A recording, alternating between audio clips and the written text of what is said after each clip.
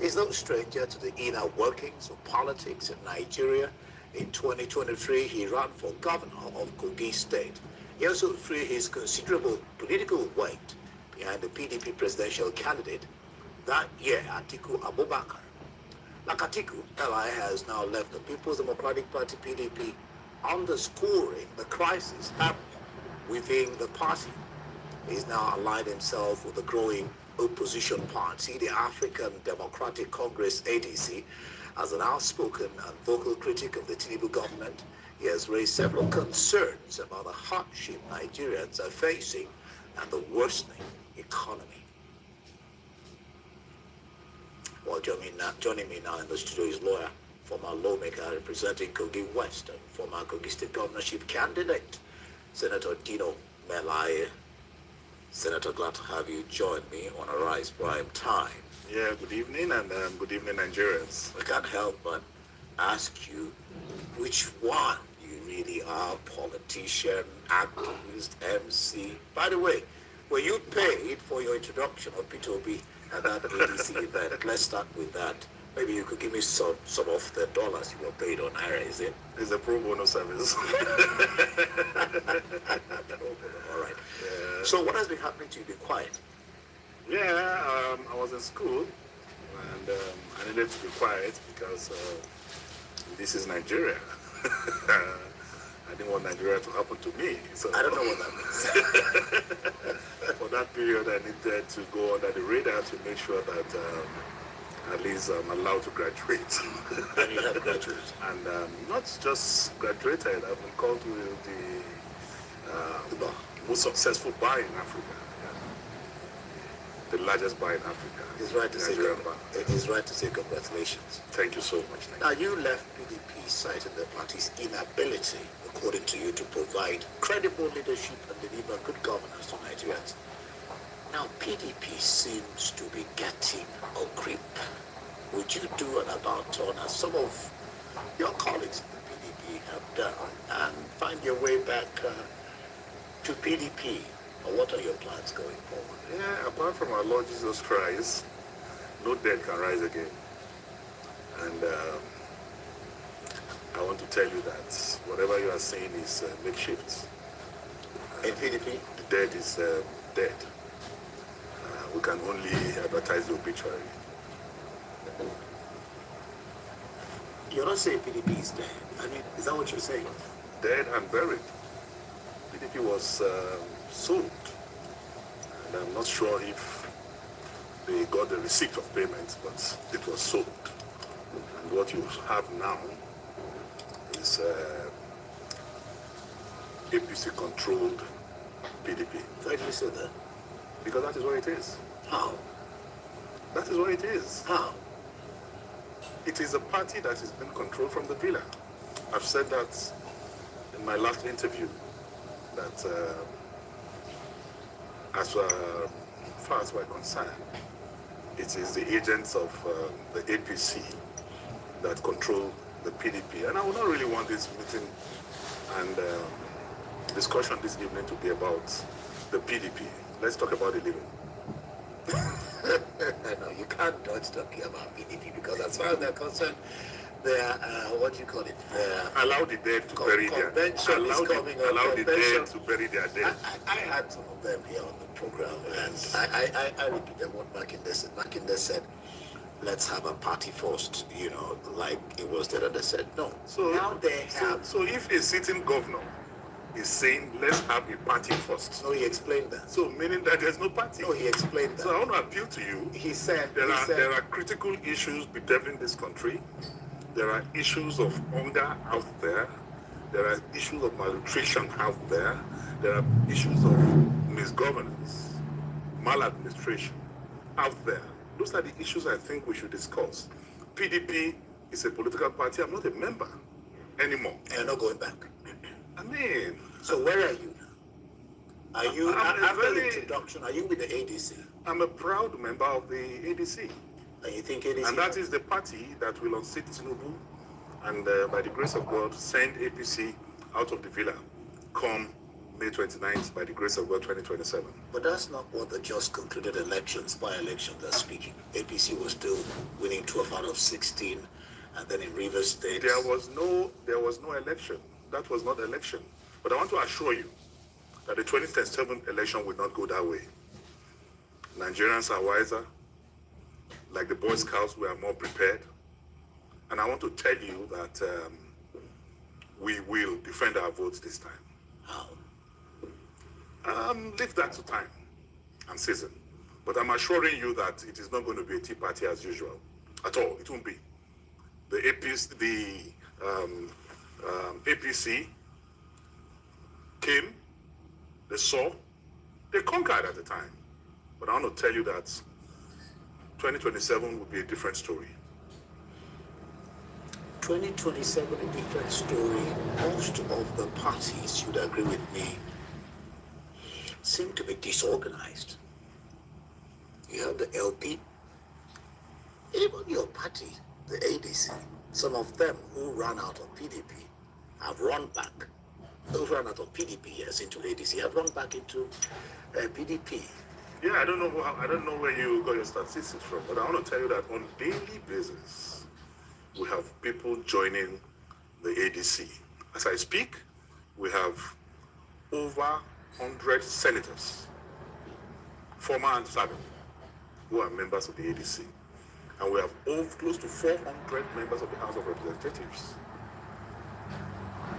former and serving, who are members of the ADC. We have dozens of former governors who are members of the ADC. And we are growing geometrically and otherwise. APC has, what do you call it, majority now in the House. No, I'm not talking, I said former and serving. Former, okay. Yeah. Okay, former. But you know how politics is played in Nigeria? Former, what clout do they have compared to those who are currently in the House and in the Senate? It depends on your hold on your constituency.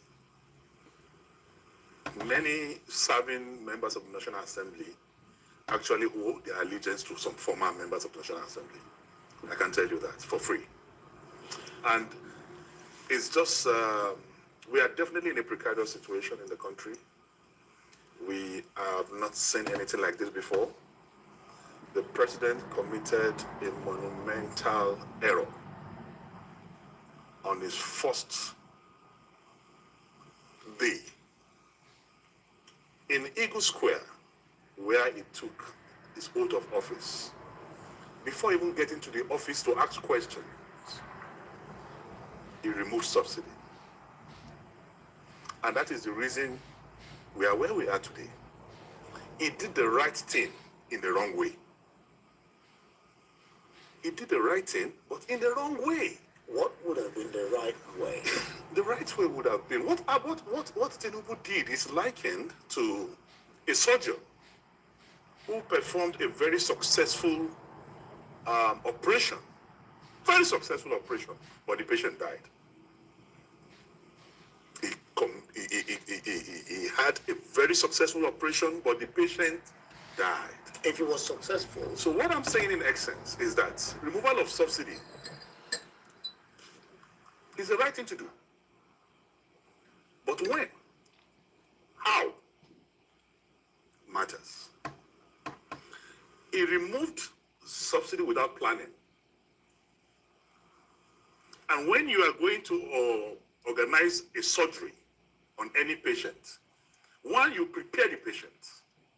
Two, there are precautionary measures that you must put in place. At times, you even have to ask the patient to take water. At times, you need to say, okay, eat. At times, you need to say, okay, let's place you on some medications. At times, you say, okay, let us sedate the patient. Then there's also room for recovery immediately after surgery. But to just take a patient to the surgery room, butcher this patient, and at the end of the day, the patient will not survive. That is exactly what Tinubu did. There was no planning. There was no succor. There were no buffers. no ameliorative measures. He's even yet to get to office. He has not even gotten to office to even see what inside the office of the president looks like, or take brief on subsidy directly from those who know. Without, just unceremoniously. Even before you get to your office, you commit that kind of kill. And that is what created the chaos we are facing today. And today, Nigerians are not only unhappy, but I can tell you, I'm a grassroots person, that there is massive hunger in the land. The president just said the other day that from January to August 2025, total collections reached. I mean that the administration has achieved their revenue target. That's something to smile about. I mean, it says from January to, I'm coming, let me land. From January to August 2025, total collections reached 20.59 trillion naira, a 40.5% increase from 14.6 trillion recorded in 2024. If that statistic is correct, why is the president borrowing 1.7 billion from World Bank? He also said that they have stopped borrowing. Maybe that is not correct. I just gave you that figure now. Why is the president? Why did he borrow 1.7 billion dollars from the World Bank? Why, as the Senate approved 21 billion dollars so far, and with many others coming for consideration? Many others are still coming for consideration. Mind you, and this government is one of the most reckless governments in the history of this country. How do you mean? The president who said he wanted to come and curb wastages bought a yacht. That yacht that the president bought has never been to the perimeter, territorial area of Nigeria. It's between Monaco and Paris. And what do we need a yacht for? In a time of austerity, in a time of pervasive hunger like this? The president also, within few months in office, bought a presidential jet that cost Nigeria billions. He said it was a gift. I am telling you that it was purchased. Gift by who? Gifts are to be declared. Gifts are to be declared. A president who gets a gift, why was Tom David West removed from office? It was because he got a gift of a gold wristwatch that was not declared. If you have a gift, declare who gave it to you. And they called it a gift because the money used in the purchase of that aircraft was not appropriated by the National Assembly. That is why it was tagged a gift. Then again, since Tafawa Balewa, Azikiwe, up down to Buhari, every president and prime minister in this country used Mercedes-Benz S-Class as their official vehicle. The president is using a bomb jammer Mercedes-Benz, the same type that Trump is using in America. And you say you want to curb wastages? But you're not different. Hold on, Dino. If you allow me, hold on. I don't want my thoughts distorted on this particular line. Okay. And again, the same president, in the 8th Senate, the budget of the National Assembly was 150 billion. From 150 billion, today the president have increased the budget of the National Assembly to over 370 billion in order to make them a parastatal or department of the villa. So a president who said he was coming to curb wastages, who said he was coming to renew hope. I can catalog all this. Bought a yacht, bought a Cadillac, bought an aircraft, increased the money of the National Assembly, and I've borrowed like no other president in history. If you are making more money, then why are you borrowing? To the extent that the Speaker of the House of Representatives today, I read it. He was is also concerned, despite he's a member of the APC. I read that he was talking about. And we will not be surprised if the president starts borrowing from Opay and money points very soon. Well, Senator Dino, if you say the president was buying cars, So people will question you too, because I mean, it's all over the barrel. I am not buying cars with government money. And I did not buy any of those cars when in office. And I've never been in a position where I control government money or interest. I've never been in the executive arm of government where I have control or I have budget or I have interest. And I've never done government contracts, whether at federal or state level. I'm saying this boldly. I've never been invited by EFCC or ICPC or any government security agency for corruption or for mismanagement or whatever. So what I'm saying in essence, in order not to trivialize the issues, is that we cannot continue like this as a nation. As I speak to you, one of the fundamental errors we have committed as a people is that this government particularly is insensitive. We voted for a government that does not care for the people, that is not concerned about the people. Go out there and see the magnitude of killings going on. Go out there and see people dying of malnutrition. Go there and see poor people paying ransom for family members being kidnapped on a daily basis. Go out there and see what the economy is doing to the people. Let me come in here. And all this money is borrowed, my brother. All this money is borrowed. No roads, no food, no housing. No housing. Agriculture, there's a decline. So, transportation, Bible. You talked about So, what is this money we are borrowing? What are we doing with it? You talked about insecurity. There's a talk. I mean, I had the DDG National Elders Forum here, who said they presented they took 9 months to present a long, short, medium-term document on security issues, asking the president to declare the nation a national emergency on security. One of the things we discussed is that some people may be using the insecurity to fight the government. What do you make of that? Politics, playing politics and insecurity. The president is the commander-in-chief of the armed forces. We didn't vote him to make excuses like you are trying to make for him now. I'm not making excuses for him. We voted him to prove capacity. He was voted to protect Nigeria and Nigerians. And anything short of that is incapacitation. Anything short of that is wearing a shoe that is bigger than his legs. Anything short of that is proving that Nigeria is not Lagos. And let me tell you this. Nigeria was listed by the Financial Action Task Force. We are on what they call the grey list today. And that is having a negative concomitant effect on the economy. Because any country that is on the grey list of FATF, definitely it will affect your direct foreign investment. It will affect your banking activities across the globe. So it is going to have a negative resultant effect on the economy. Nigeria and South Africa went into the grey list at the same time.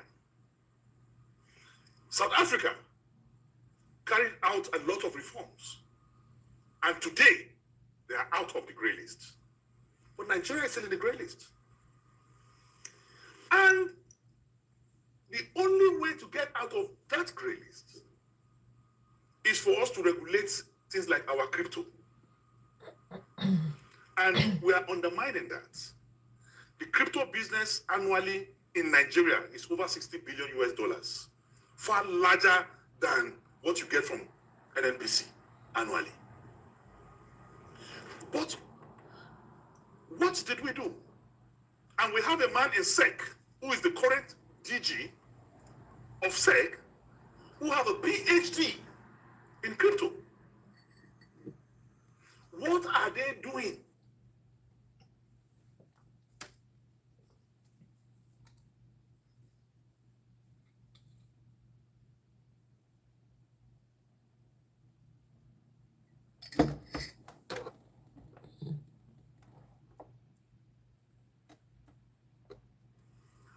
including in renowned, is wearing a shoe that is bigger than his legs.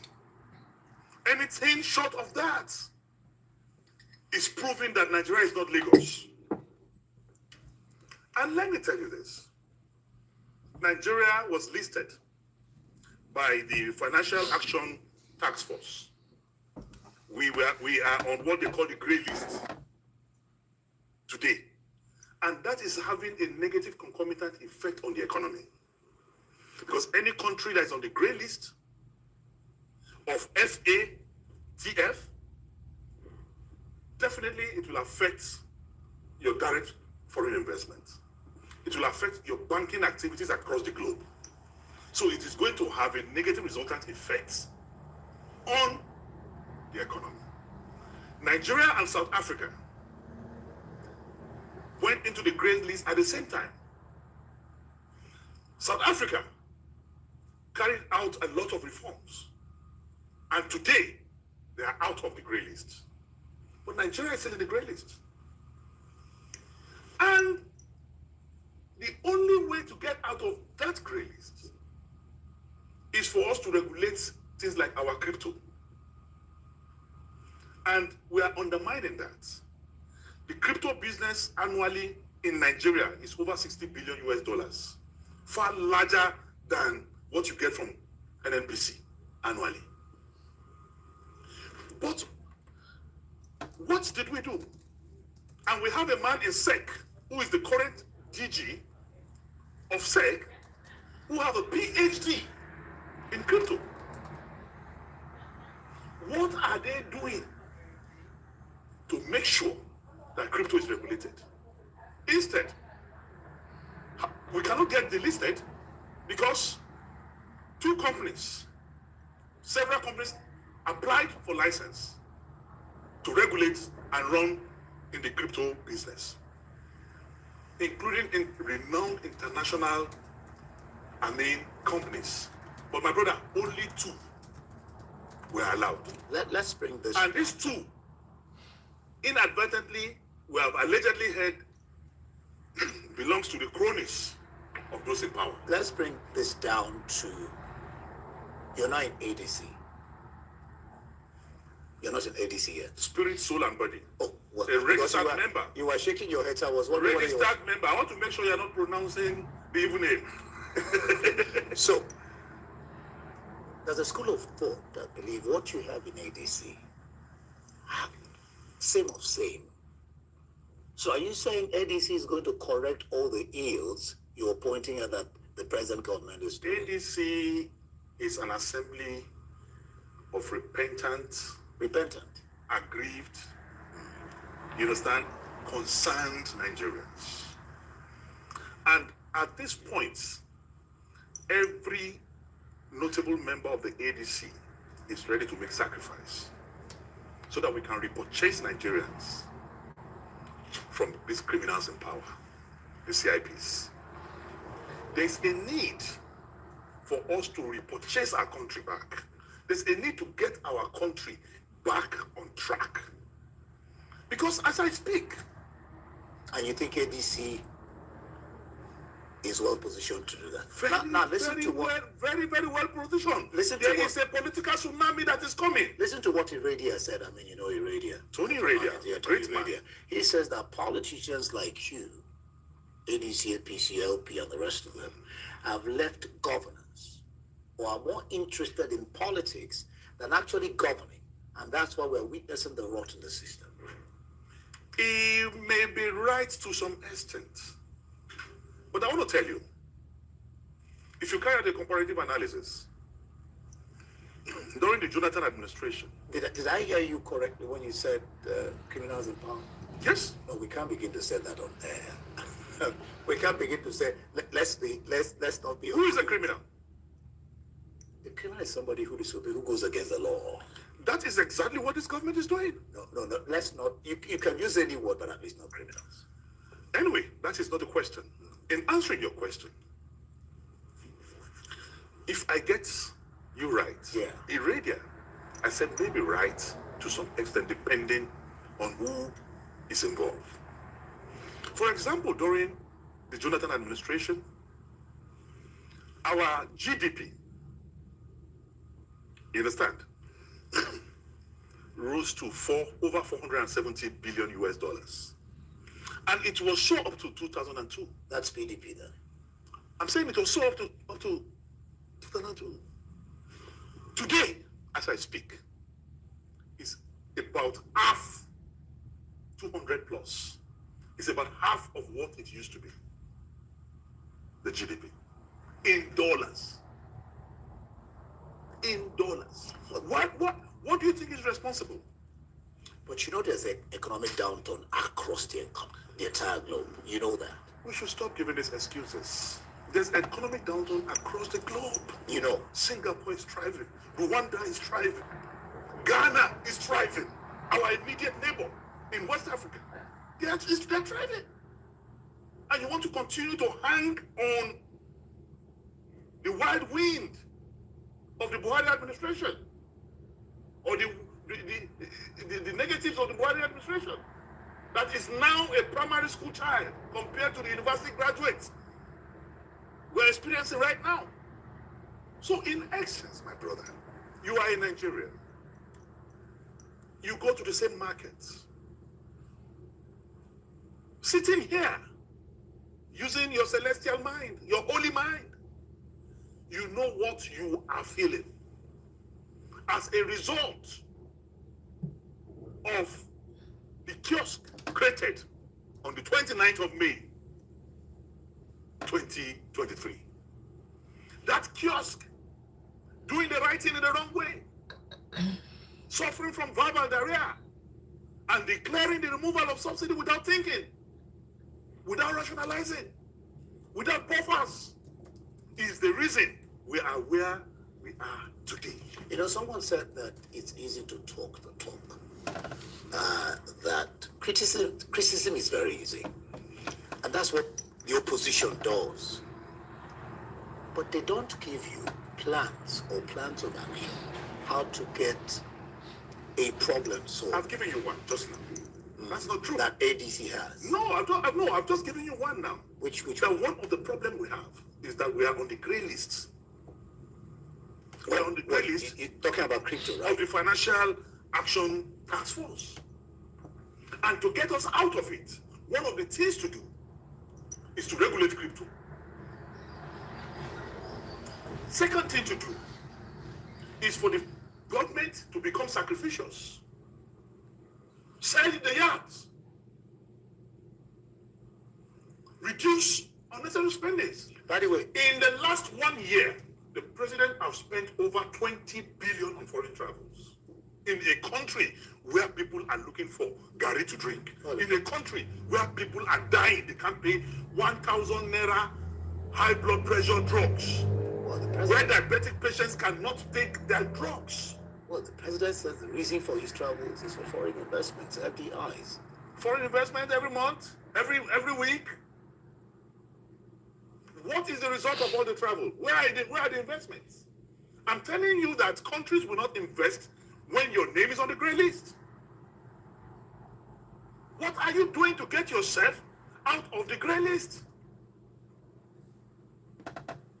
Companies are supposed to be licensed to market and to regulate, or rather to operate in the crypto market, so that you can trace anybody who is in that business because it's regulated. But today, criminals, terrorists, kidnappers, foreigners are using crypto to promote their illicit activities. Let's get back to politics. The PDP eventually has zoned its presidential slot to the south. ADC, or let me ask you straight out. I know how you, introduced Obi. I did not just introduce Obi, I introduced everybody that day. No, he's almost special. Everyone got a special treatment. What's his name? Wike says that bringing Obi back into PDP vote will kill the party. What's your stance on maybe ADC having a southern candidate like Obi, or are you going to support Atiku Abubakar, who you supported in the past? Anyway, I will just answer you straight. Yeah. We are trying to build a platform that will help us to heal the evil in the land. We are trying to build a platform that will restore unity in this country. We are trying to build a platform that will revibrate the confidence of Nigerians in Nigeria. We are trying to bring back our long-lost reputation as a country. To me, as an individual, that is the singular effort and projects ahead of me now. Yeah. The issue of South or North, I will not go into that discussion. We need a platform. We need a vehicle to restore Nigeria back. Today, this country has never been as divisive as it is today. Some people are talking about urbanization of Nigeria. And I said, no, you can't even be talking about urbanization of Nigeria, because I know a lot of my brothers who, maybe you can be talking about Lagosization of Nigeria. In the past, it was not this bad. So what the ADC need to do is to rebuild the confidence of Nigeria in Nigerians and bring back our motto, unity, faith, and peace. You need a party that will not be, that will be sacrificial. But you still have not answered the question. Which is ADC going south or north? Are you supporting Atiku? ADC is yet to sit. PDP sat and decided. Yeah. We are yet to sit to decide where the presidency is going. But I'm telling you that as an individual, that will not preoccupy my mind for now. What we need now is for all of us to build first a platform. We don't want to commit the error of Tinubu hesitantly removing subsidy when ameliorations have not been. You get back, you love this subsidy. No. It's the reason we are where we are. I'm sure you. It's the reason diesel went up. It's the reason why transportation went up. It's the reason why price of Gari and rice went up. Good. I'm sure you've heard the talk about Jonathan coming back or not coming back, and Keyamo talking about Obi, that the people that will support him if he wants to place a confidence to Atiku, he called them ASU. I think he said something like, how did he describe that ASU? He said, just give me a moment there. Well, I don't seem to be able to get it now, but he described them as ASU. The only people that will support him are people he called ASU, that if PDP makes the mistake of bringing Jonathan back on board, that they stand going against the Constitution. But Jonathan says he's unstoppable. Some argue that he won't go against the Constitution. What do you make of that? Anyway, I'm not going to comment on that because it's a PDP discussion. Okay. And I'm not a member of the PDP. And for Jonathan, I'm not one of his SAs. So I can't speak for him. But all I will tell you is that ADC will produce a candidate that will be the President of the Federal Republic of Nigeria by the grace of God, May 27th, 2027. What about a talk on one-party state? That's what we have now, and that's what we are fighting. That's what APC is trying to do. The problem in Labour is orchestrated by the APC. The problem, in PDP is orchestrated by the APC. Without evidence. There's a lot of evidence. What you're saying is without evidence. There's a lot of evidence. A lot of evidence. I've said it on different platforms. When you see PDP governors declaring support for APC, and you see prominent PDP members saying, for example, that if we can tolerate Buhari for 8 years, we should tolerate Tinubu for another 4 years. And that's a member of the board of trustees of PDP saying that. So I have plethora of examples to give. So I am telling you that PDP is already purchased. Let's not talk about, I'm saying let's talk about the party that is alive, the party that will help to bring food back to your table, and that's the party that will give your naira value, and the party that will not compromise your living and your existence as a person. And for you, that is ADC. For us, it is ADC. We'll watch and see how that plays out. Are you contesting for governorship? Just on the last note. Like I said, Honestly speaking, it is time to make sacrifice. All right. I'm not talking of contesting anything now. Let us build a veritable, strong, reliable party that will help to chase APC out of power. All right, Senator Dino Melaye, thank you for being on Arise Prime Time. The pleasure is always mine. Thank you.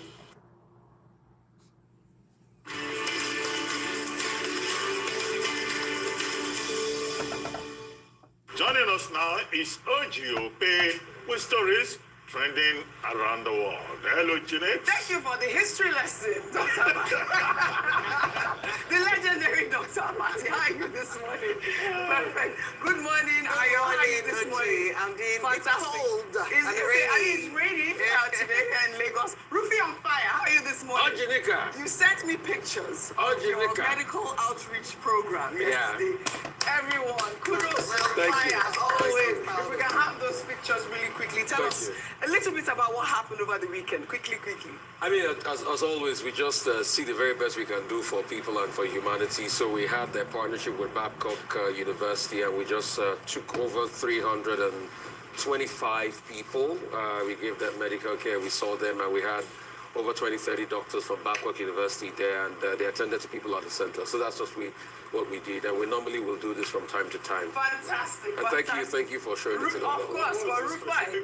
Focus. Yes. Because people have diabetes, they have Yeah, high so blood we pressure, they have... We had diabetes, we had high blood pressure screening, we had general health check screening. We also, looked at people that we could get medical intervention for, and we helped them. There's somebody currently going through one of our intervention that we raised some money for, that is going through stage 2 abdominal cancer, and he's currently getting chemotherapy treatments. We raised the money, it's all paid for. And hopefully he should be cancer-free soon, and we'll definitely come and celebrate his story. Rufai will always celebrate you. Thank you. You have to continue on this amazing trajectory. And please support the Oseni Center. Thank you. You always have to tell us, I like to plug you guys in. How can we donate? Offer the service is free to people. It's free for people. People can donate to his medical outreach program, to his GTB account. Put it for you. I know that. Well, all right. Well done, Rufai. Well, all right. Well, good morning to you, viewers. Let's begin what's trending. Former Kogi West Senator Dino Melaye has launched a scathing attack on President Bola Ahmed Tinubu's administration, accusing it of reckless borrowing and spending. Melaye made the allegation on our nightly news program, Arise Prime Time, stating that despite securing billions of dollars in loans, the government's actions have led to massive hunger across the country. Melaye also questioned the government's claim of increased revenue generation, asking why more loans are necessary if the country's finances were improving. He went on to suggest that the government's financial recklessness could reach a point where it would be forced to seek loans from private financial technology companies like Opay and Money Point. Let's take a look. This government is one of the most reckless governments in the history of this country. How do you mean? The president who said he wanted to come and curb wastages bought a yacht. That yacht that the president bought has never been to the perimeter, territorial area of Nigeria. It's between Monaco and Paris. And what do we need a yacht for? In a time of austerity, in a time of pervasive hunger like this? The president also, within few months in office, bought a presidential jet that cost Nigeria billions. He said it was a gift. I am telling you that it was purchased. Gift by who? Gift has to be declared. And they called it a gift because the money used in the purchase of that aircraft was not appropriated by the National Assembly. That is why it was tagged a gift. Then again, since Tafawa Balewa, Azikiwe, up down to Buhari, every president and prime minister in this country used Mercedes-Benz S-Class as their official vehicle. The president is using a bomb jammer Mercedes-Benz, the same type that Trump is using in America. And you say you want to curb wastages? The same president. In the 8th Senate, the budget of the National Assembly was 150 billion. From 150 billion, today the president have increased the budget of the National Assembly to over 370 billion. I can catalog all this. Bought a yacht, bought a Cadillac, bought an aircraft, increased the money of the National Assembly, and have borrowed like no other president in history. If you are making more money, then why are you borrowing? And we will not be surprised if the president starts borrowing from Opay and money points very soon. Opay and money points. When you say leave our Okada, just money alone, because obviously, many of them use many people use Opay, but please, they say the president, leave our Opay. Let me take this tweet from Cole 5, who wrote, please, president, leave Opay out of this, your borrowing. Oh. But to be honest, what exactly is Tinubu government borrowing for? Infrastructure, health sector, educational sector, electricity, mega city, poverty alleviation. What exactly go cost? Go yewa, Dr. Martinez. That's what this guy is saying. Go yewa. Go ahead. Very quickly, I think context should be important in this matter. Yeah. Senator Dino Melaye is a chieftain of the ADC, an opposition association or party, whatever label you may want to use. So you do not expect that he will praise the Tinubu administration. And he's a very articulate, outspoken personality. So he's accusing the government of borrowing. Now let's look into the details. President Tinubu said, oh, we have met revenue projections. We're making a lot of money from non-oil, and we are not borrowing from Nigerian banks, domestic borrowing. Now, in that regard, the administration was praised for freeing the space, the fiscal space, the financial space for private businesses in Nigeria. If government is not borrowing heavily from domestic banks, then businesses will have more space, more leg room for them to borrow. So that's how I'm surprised that Senator Melaye is talking about borrowing from Money Point and Opay. I don't think that is the kind of money that the Nigerian government will be looking for in terms of capacity. The other claim that he made is about presidential yacht. He said President Tinubu has a yacht paid for by Nigerian taxpayers between Monaco and wherever that the president of Nigeria is using. That is not true. Now, when this issue of the yacht came up, it wasn't even the Tinubu administration that talked about yacht. It was the Buhari administration in the 2023 supplementary budget. And at that time, when the controversy came up and people were saying, oh, why yacht for president and all that, the Navy, the Nigerian Navy came forward and said, no, it was a vessel being used for naval operations that was named presidential yacht. It's not for President Tinubu, so it's not something that was purchased for luxury. But you know, in this country, in politics, you can bring up anything that is sensational. But I think that what I've provided can be fact-checked because it seems to be the empirical fact. It's the empirical fact on this particular issue. Maybe the Navy maybe they can contradict me, but that's what I remember. Finally, the point made by Senator Melaye is accusing the government of reckless spending. Yes. Okay, now many Nigerians will say, well, there's a lot of spending.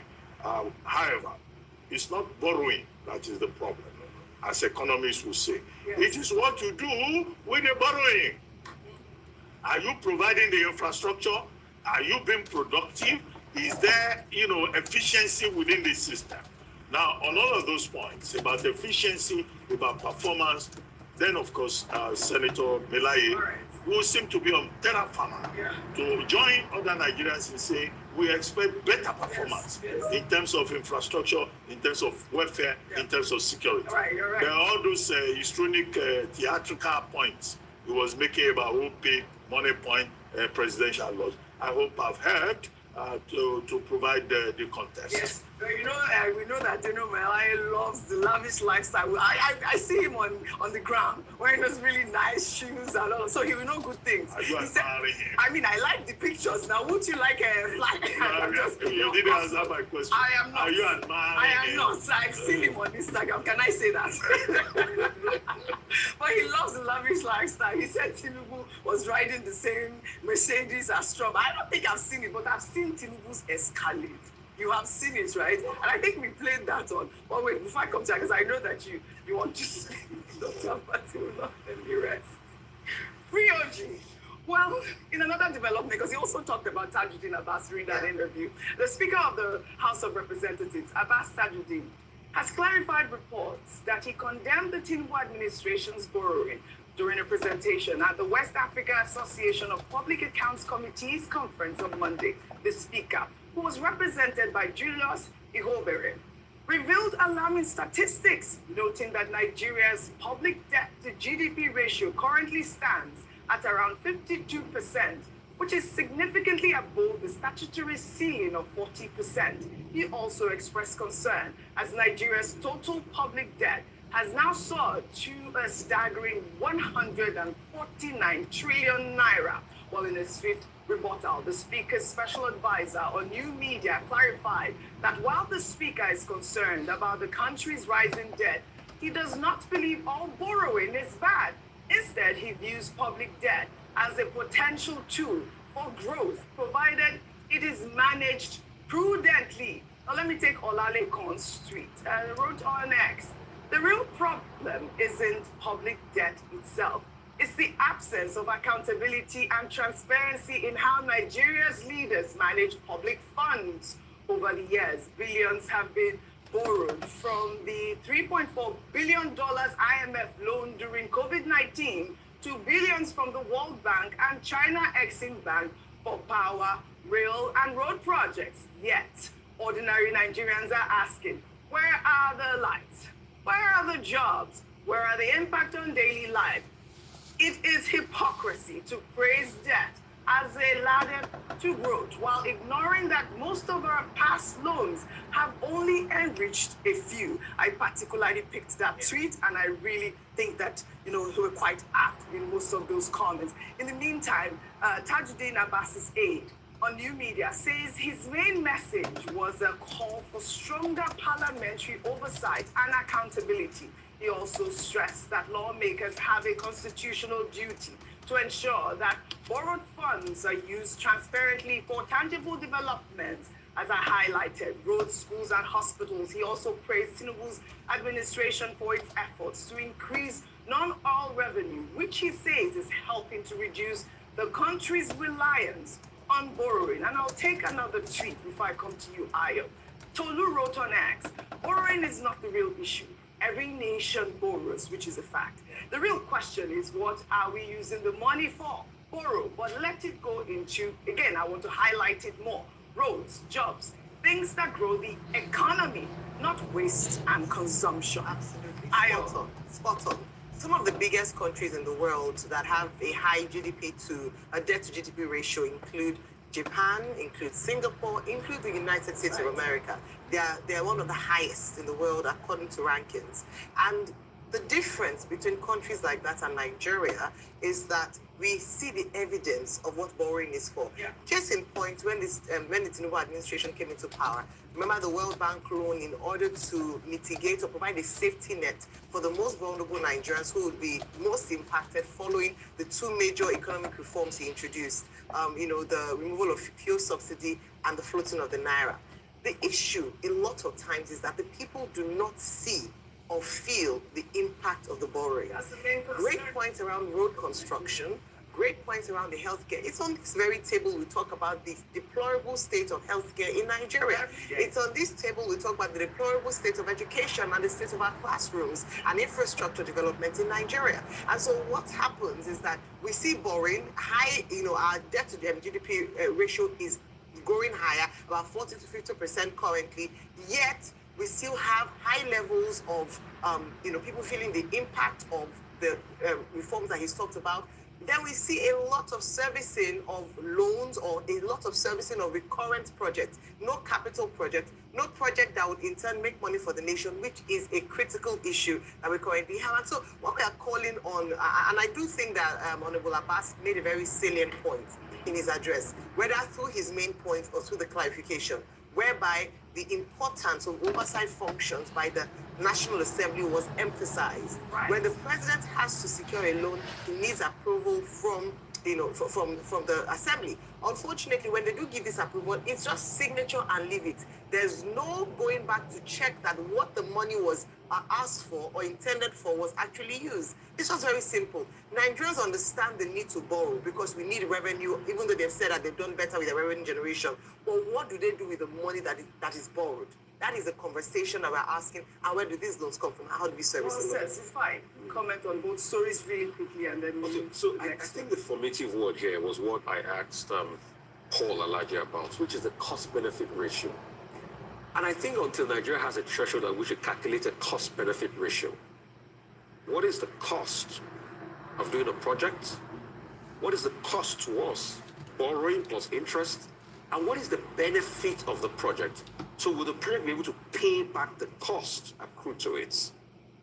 If you are to put most project parameters that this government borrows for, it does not pass the cost-benefit ratio reflection. It passed the sentiment-benefit reflection threshold. So why do government do projects in this country? Because of the region that gives me the largest votes. And that's why you see politicians arguing that, oh, you've done more projects in Lagos compared to the Southeast and all of that. Anybody that comes to power says, how can I do more projects in my region to be able to suit my people's interest, rather than the cost-benefit analysis? So most of the projects the government claims they are doing, have they ever looked at the cost-benefit analysis? If you do not solve that problem, then you will waste the money you are borrowing. A great point, instance and point, is the case of COVID. We drew down 30 trillion in ways and means for COVID. We said we were used to buy infrastructure in isolation centers. Till today, where are the ventilators we bought? That 30 trillion, if was properly spent, will have been able to revolutionize the healthcare sector, even if it's the primary healthcare sector. But today, we've squandered that money. That debt is still off our books. That's why we've securitized it, and we've achieved nothing. And that's the problem of Nigeria. Today, over 15%, over 80% of the primary healthcare centers in the country are still in a deplorable state. But guess what? We had the infrastructure capital, the money, 30 trillion during COVID, to be able to fix the healthcare sector, but we did nothing. So if we don't answer the question of cost-benefit ratio, we'll start having this argument back and forth. And please, with due respect, Dino Melaye should stop all these theatrics. If you want to criticize, criticize. Because if we want to look, last week it was reported in the news he was having back and forth with the tax authorities. Has he sorted that out? I don't know. Yeah, about Dino. No, it was reported in the news. I don't know if he sorted that out. You know, so if you want to criticize, criticize, please. But like not Dr. Bati theatrics. has said, the president is not going to go and borrow money from Opay. But of course, it was only joking. It was really only joking. Well, in another development, tensions were high in Lagos after a massive protest erupted this weekend, leading to the closure of the third mainland bridge. Residents from the Oroshokin area took to the streets to protest the demolition of their homes by a Lagos state government enforcement team. The protesters who blocked the inward lane of the bridge claimed that their houses were being demolished without sufficient notice or compensation. Many residents stated they were left homeless after the sudden action, which targeted what the government described as unapproved buildings along the Iyana Oroshoki coastal line. And we did see this video. I know that during the protest, the residents confronted Lagos Commissioner of Police, Moshid Jimo, and vowed not to leave the bridge until the demolition equipment was removed from their community. Of course, the protests eventually, subsided after security operatives were deployed to restore order. We know that as of now, I've reached out to some people in the Lagos state government. There's not been an official statement regarding the protests or even the demolition. Okay, shelter, housing, otherwise called. It's one of the major things of the Abraham Maslow hierarchy of needs. People want a place to live. So it's very important to them, whether it's land or it is shelter itself. And so it's not surprising that persons whose houses are being demolished for, reasons that the government says on a lack of approval will be, emotional and they will protest. Now, but all of these things, follow a process. For you to buy land, for you to build a house, there must be an approval process. Now, it's not always the builders who have the problem. Sometimes government bureaucracy is an obstacle. Yes. And so some of these people, they will go and build in unapproved locations, they will with unapproved plans, with quacks. But you then ask the question, where was the government? Before somebody will go and build on an approved space, where was the government? There is a department of government called Urban and Physical Planning. They will not act. Right. They will wait till the house has been completed, and then they will come, they will say they want to demolish. However, if you want to demolish, there's also process, there's procedure. Stakeholder engagement. The people are supposed to be engaged, and then where necessary, you engage them with a human face. You pay compensation. You explain to them. Now, in the case of these people who have built along what they call the Omoye coastal line, right? Okay, maybe that stretch. It's a space where people are not supposed to build. Now, again, I ask, where was the government? And even if you are going to evacuate them, if you are going to demolish their buildings, you engage them. Housing remains a major problem in Lagos and elsewhere, despite the effort of government. So some people will come together, they will try to erect a place where they can live. And then you just go without notice. Yes. These protesters are saying, without engagement. Saying, and then you go and demolish their houses. Really? And yet in this same Lagos, I interviewed some people, I think they are from Magodo Phase 2. There is a section in that Magodo Phase 2 estate that the Landlords Association said, look, this place is not for development. So determined by even the Lagos State government.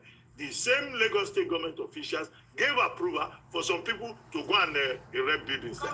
That is even a very clear case that was brought to television. Yeah. So you see a lot in terms of double standards. Right. You see a lot in terms of class hierarchy in the administration of these policies, no matter how well intentioned. I think Governor Sanwo-Olu should look into this matter of the people in the Omoye coastal area and try to see how the government can meet them halfway and treat them in a humane, as humanely possible manner as possible. Well said, and not to be seen to be terrorizing them and punishing them, whatever the omissions they are. All right, well said, Dr. And that's why I thought it was important to highlight this story for the people of Omoye to, put some voice in that matter. Because I'm still waiting for, an official statement from whoever it is that is in charge of that area, and hopefully we'll bring back that story to our viewers. But still in Lagos. You don't have a landed property there. No, I don't have Omoye.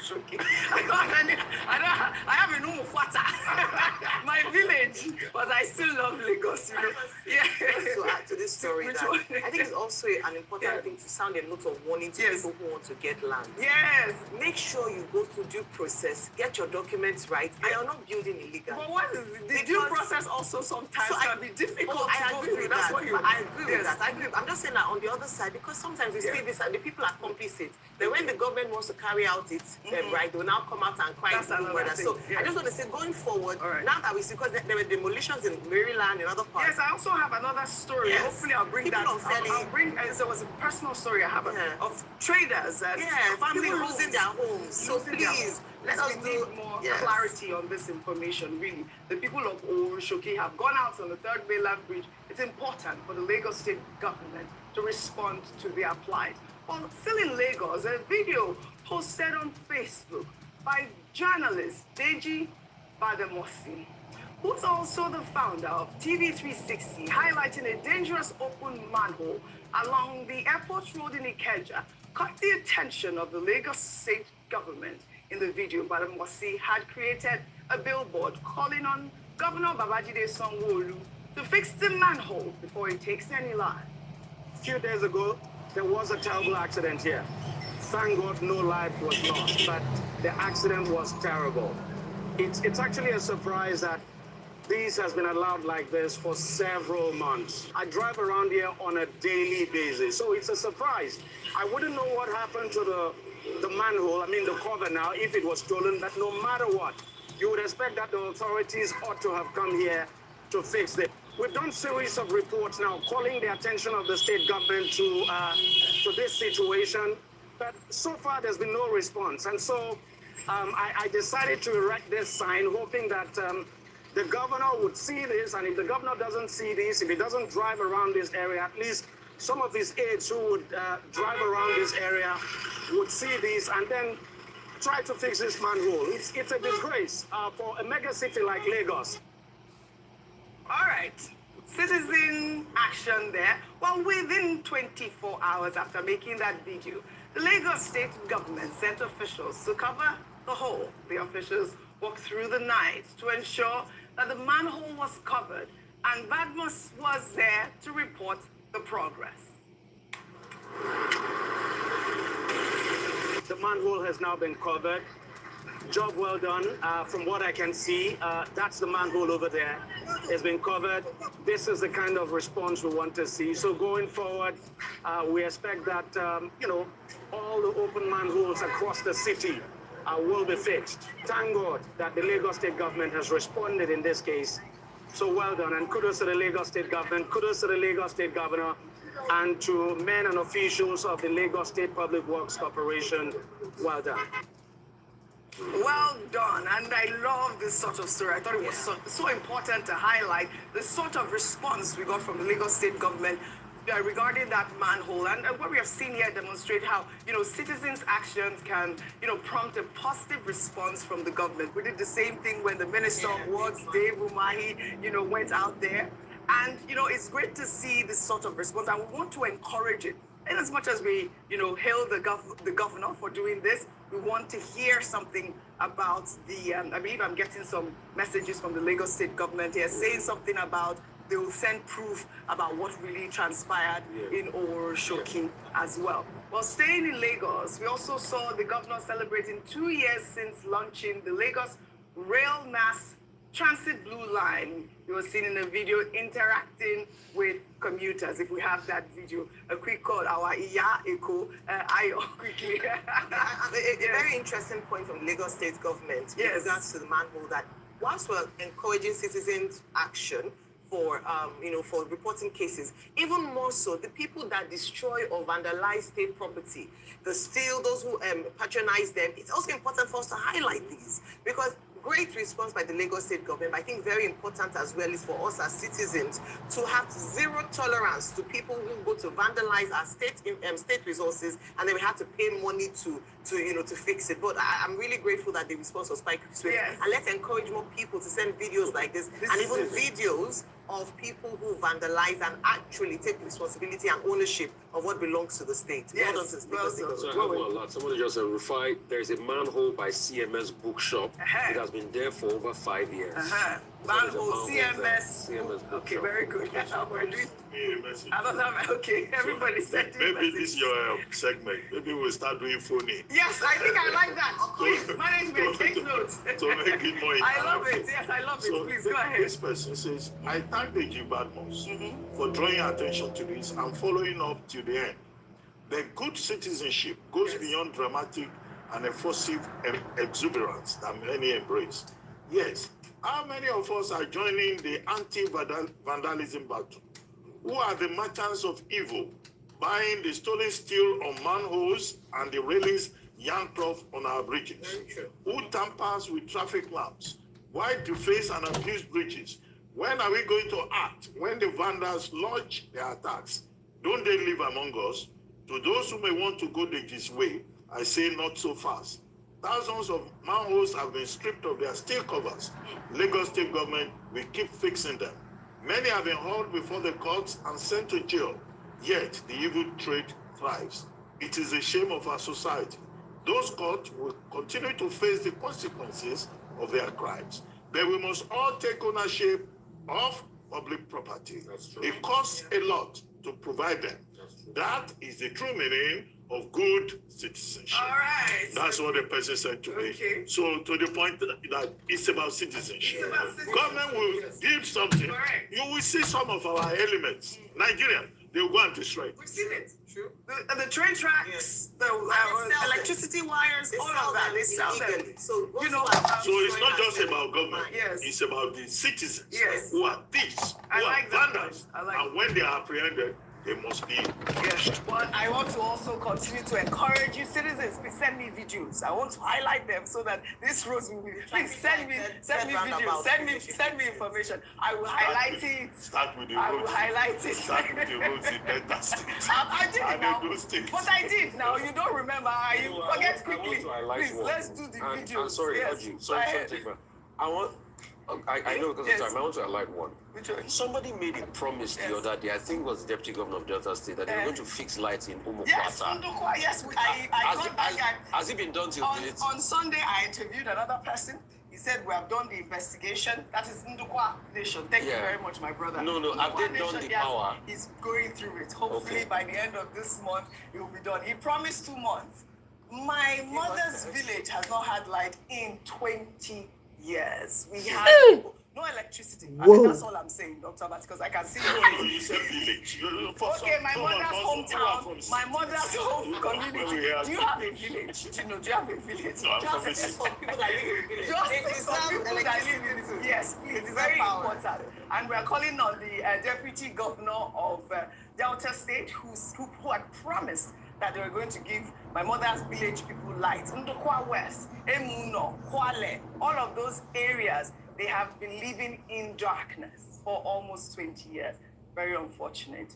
Now, let's go to Kebbi State, highlighting a shocking video showing the experience of a patient in the Kangiwa General Hospital.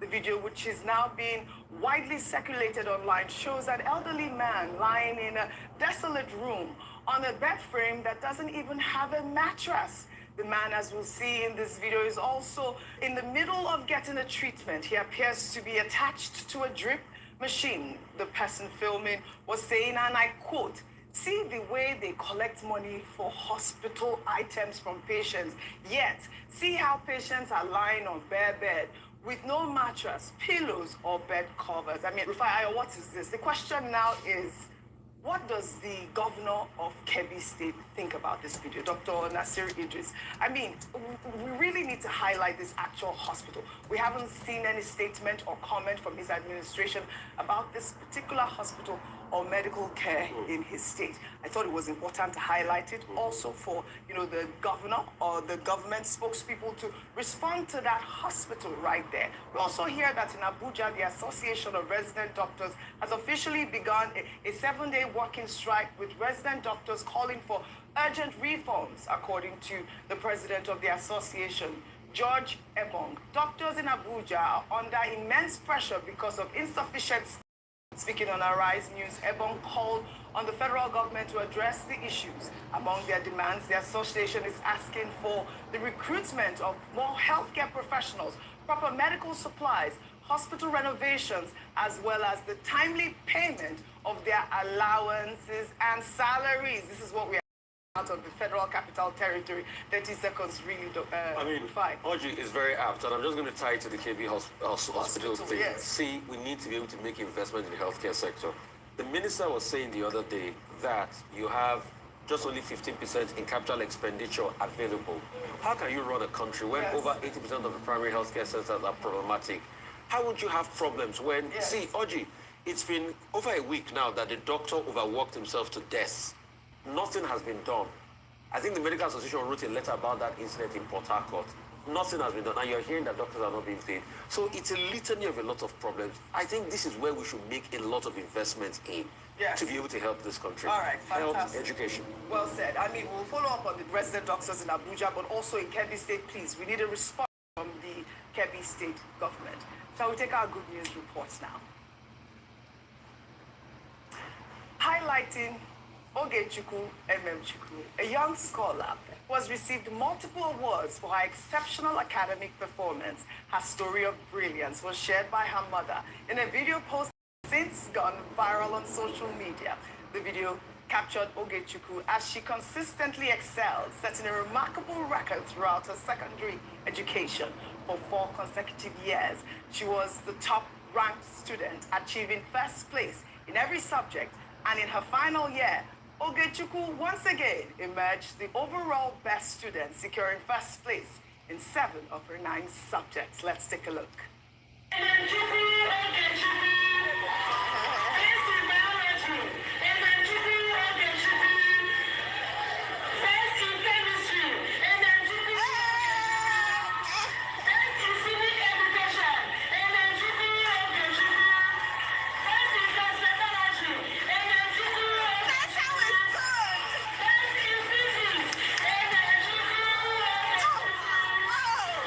how it's done.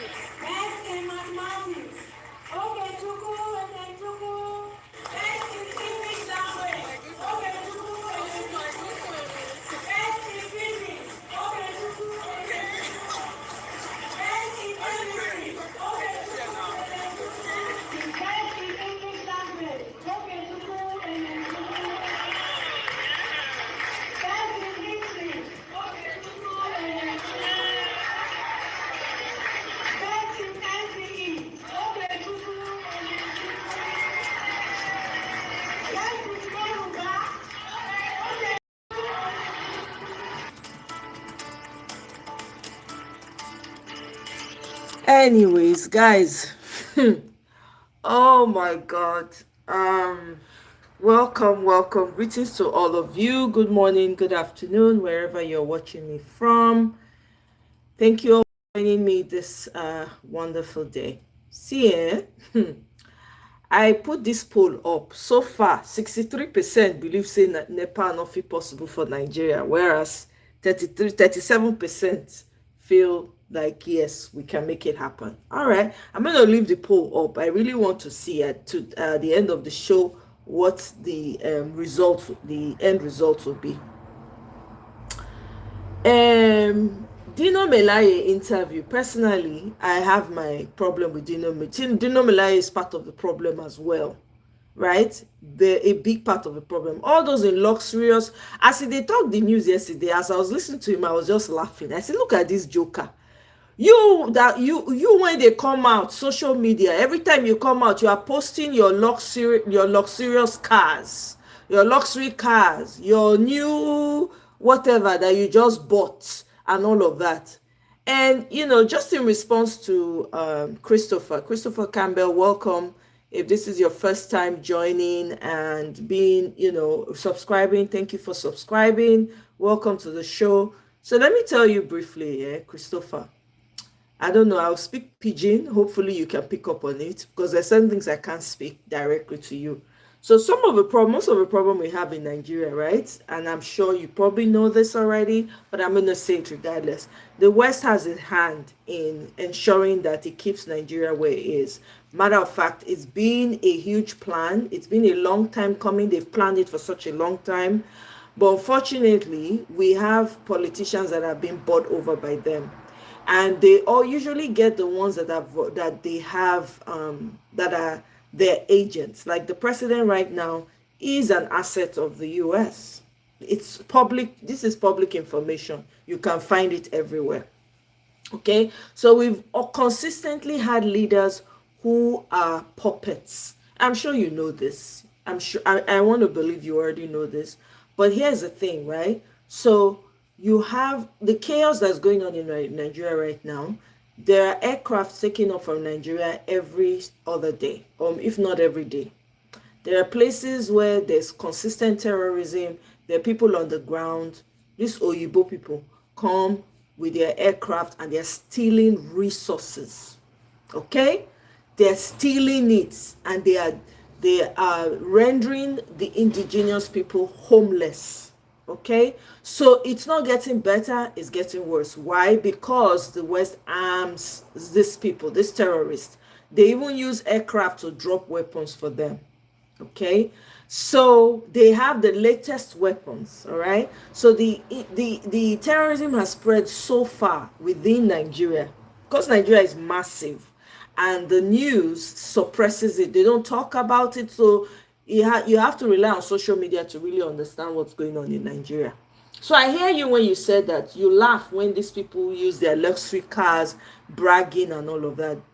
Let me just let you know, those people are agents of the West.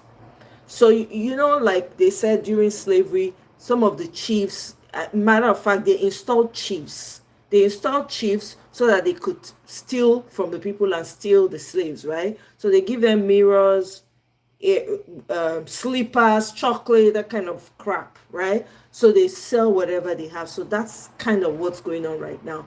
So they sell them, they give them all these luxury cars. Whatever they do, they turn their eye, pretend like they're not seeing it. The president right now of Nigeria has borrowed money in trillions. But guess what? The West turns their eyes. The US especially, everybody, they pretend.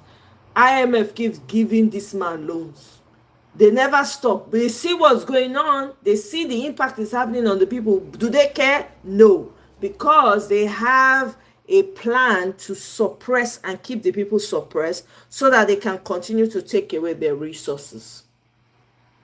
So I want to say that so that you understand. Maybe you already know, but I just want to put it out there. So it's not just the puppets that they allow there. So what you see with Nigerians pushing hard against it, Nigerians have been beaten down so much, especially in Nigeria. And you know, you said you know a lot of Nigerians that are doing very well, blah blah blah, and all of that.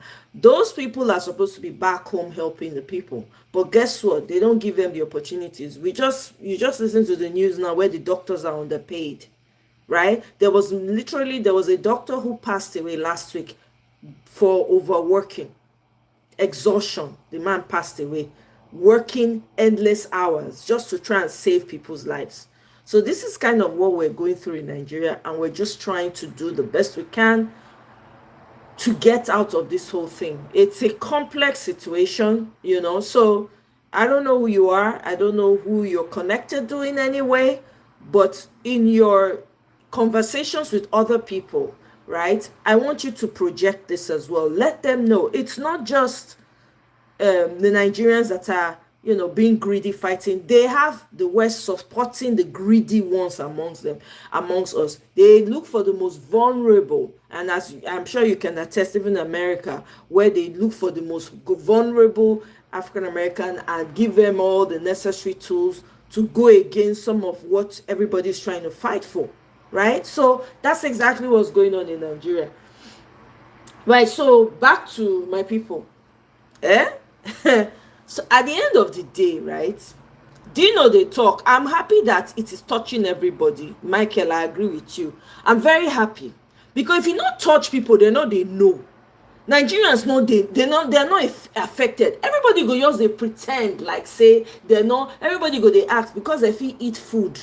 Do you understand? Because they feel chop food, they feel eat. They fit ride their luxury cars on damaged roads, damaging it further, right? And they fit put their children for different schools. Look at what's going on in Nepal. They find out their ministers, their prime ministers' children, the luxurious life when they live. They put them together. Hear the speeches of young Gen Z people in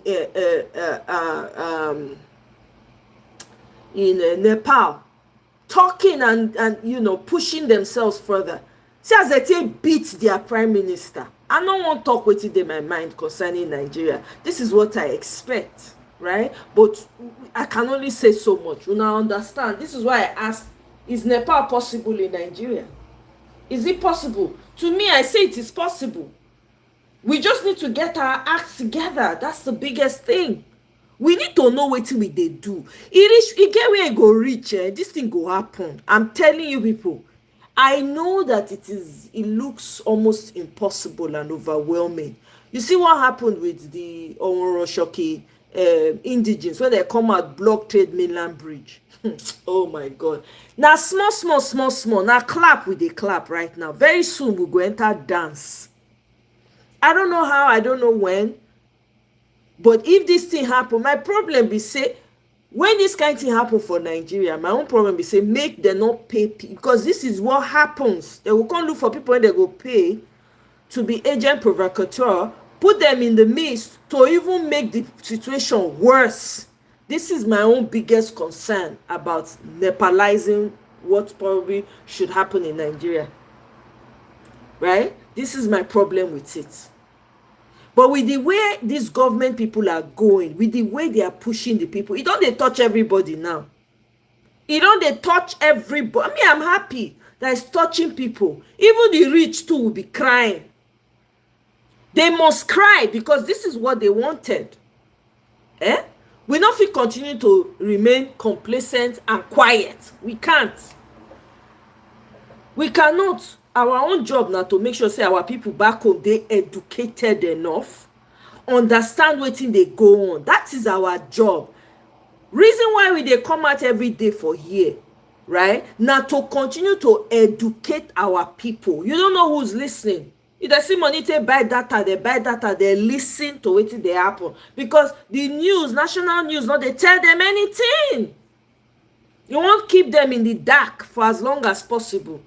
See France now, France don't collapse because they don't see money chief again from Africa. Mali don't come out, Burkina Faso don't come out, Niger don't come out. They are crying. There are people now that they protest and they push for revolution.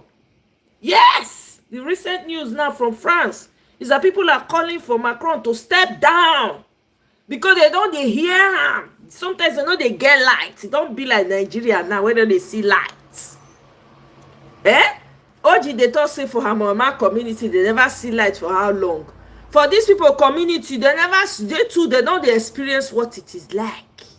Or do my do body according to my mama and my grandmama. Now be this so. You understand? So guess what? Your bala blue when they run go France. They promise her everything to further. You get where it go reach, people go push back. I know say they take time. I know with Nigeria because you know see you can't blame Nigerians too at home. In as much as yes, sometimes I blame them, but you know if you totally blame them when they don't consistently beat them down. Beat their morale down. Let me tell you something. The same blood of those people when he fights, when he resists military, is still there Nigerians so. It's just a matter of time. It's just a matter of time. It's not looking good. You know?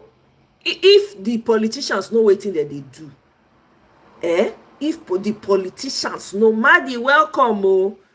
If the politicians know what they look, for instance, now look at what's happening with Natasha. Guess what? They don't tell Natasha. They don't write letter to Natasha. Say no, Natasha cannot resume in the National Assembly. Tell me why. Give me a good reason why. They're pushing it even further. That one alone is enough for everybody to flood the National Assembly. But hey, I'm only one person. What I fit do? Can only do so much.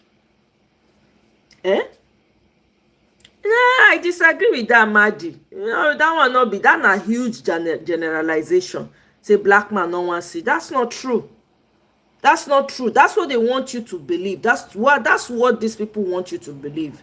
That the black man, yeah, are there situations where, you know, some people sabotage others? Yes. And sometimes it's as a result of ignorance, massive ignorance, lack of knowledge of self, lack of, you know, a common goal. Now they cause these things now.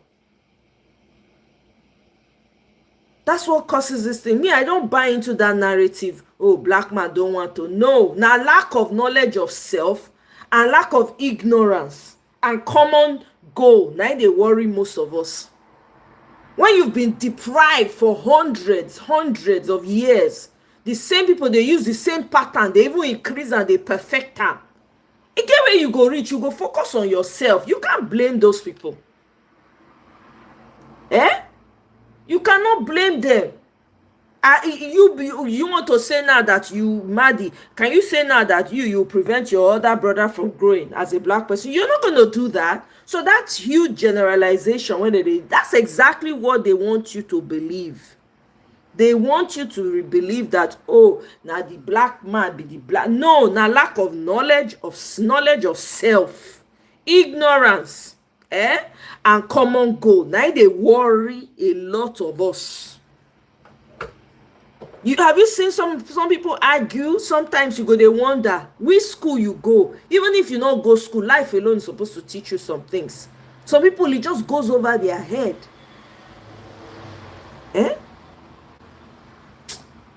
You get one video when I won't play for now. I beg, I need to play that video. And what's it called? You say Barrister Darlington was on Voice of. Okay, I will check that one out later. But this video is very important. I think it's very important. Let me hold on, guys. I just want to take the picture out and pull this video up for us. See what they do for Nepal. Ha!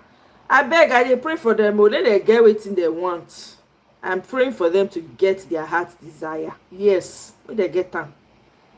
Inside the country, and not their houses again. Our own National Assembly complex. It will be not going to be Labour Party presidential candidate for 2027. I will see they don't talk for inside. Oh, sorry. For inside the faction, the other faction of the APC, Labour Party. Peter Obi, Obedient Movement don't clear the air on air of 5 BC to Imo State. That matter they ground will go look into. And bandits kidnap school principal, woman inside Niger State. See what we talk about. Bandits took. I really want us to go to the guests. Let's say you rig get into power because you want to say you meet rigging. I dey wonder how you go fit travel, transfer money, enjoy, laugh, have quiet time. And when you on news, you go just hear say some people die. Then you go call the Inspector General of Police. You go say, sir, we are making a broadcast very soon. You call the Chief of Defense Staff. You go say, sir, we are going to make a comment. We are commenting on that very soon. Maybe you never notice, say, no Lai Mohammed for this regime now. You think so? People don't talk. People don't talk. Say something. The Lai Mohammed wey dey this regime now head of institutions. People enshrined with responsibilities.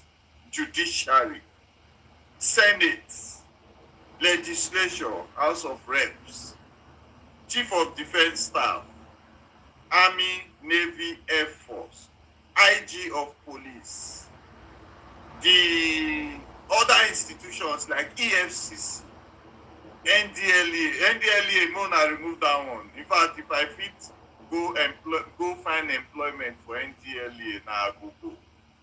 The man don't break all the records. You understand? How? Oh, I go tell you NDLA matter very soon. I just said they saw Gamarwa they work where we're saying don't do a lot of beautiful work. No, that's what I'm saying. I said Okay, if I can go to NDLA to make them employ me. Is it better now, Michael? Happy self to work there.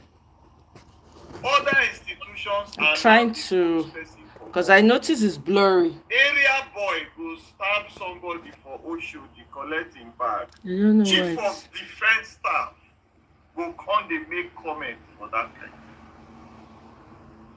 People go transfer money laundering through terrorism financing.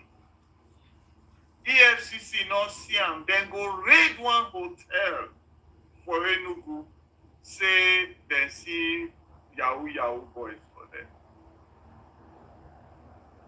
The judiciary go prison by themselves, then go see inmates when they illegal. Hold on one second. See inmates when they illegally. No. See inmates How about now? when they illegally I detained. think it's better now. They not see those ones. Now immediately you arrest bandits, then go confirm. But will I say it done better now, Sha? Remove them there, give a uniform, carry and go one quiet place. Right now, as me and you they talk, so people go still they die because the system being applied, it is very effective, but it has been made dormant. It's just like you there inside jet fighter plane, but you don't fire them, make it move. All the things that we need to buy to Kano, go train people abroad, everything, we don't do. We don't do. All the money they need to release for security intervention, they don't release.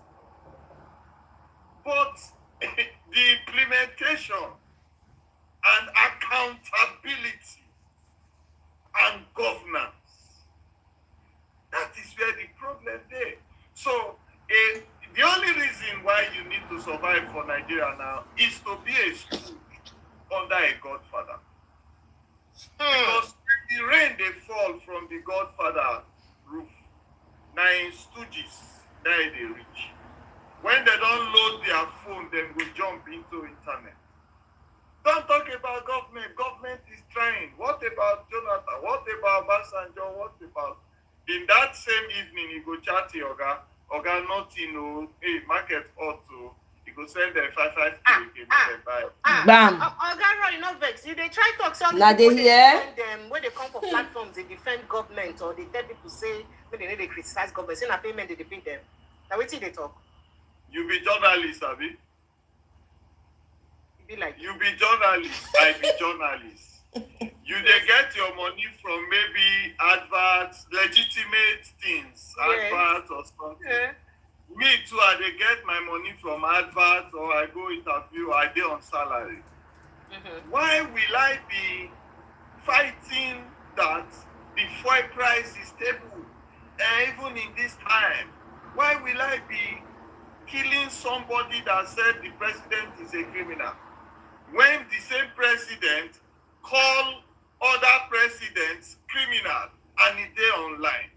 Why will I be saying that this regime is excellent when I know that I cannot pay my pikin school fees if I no call uncle or brother to pay?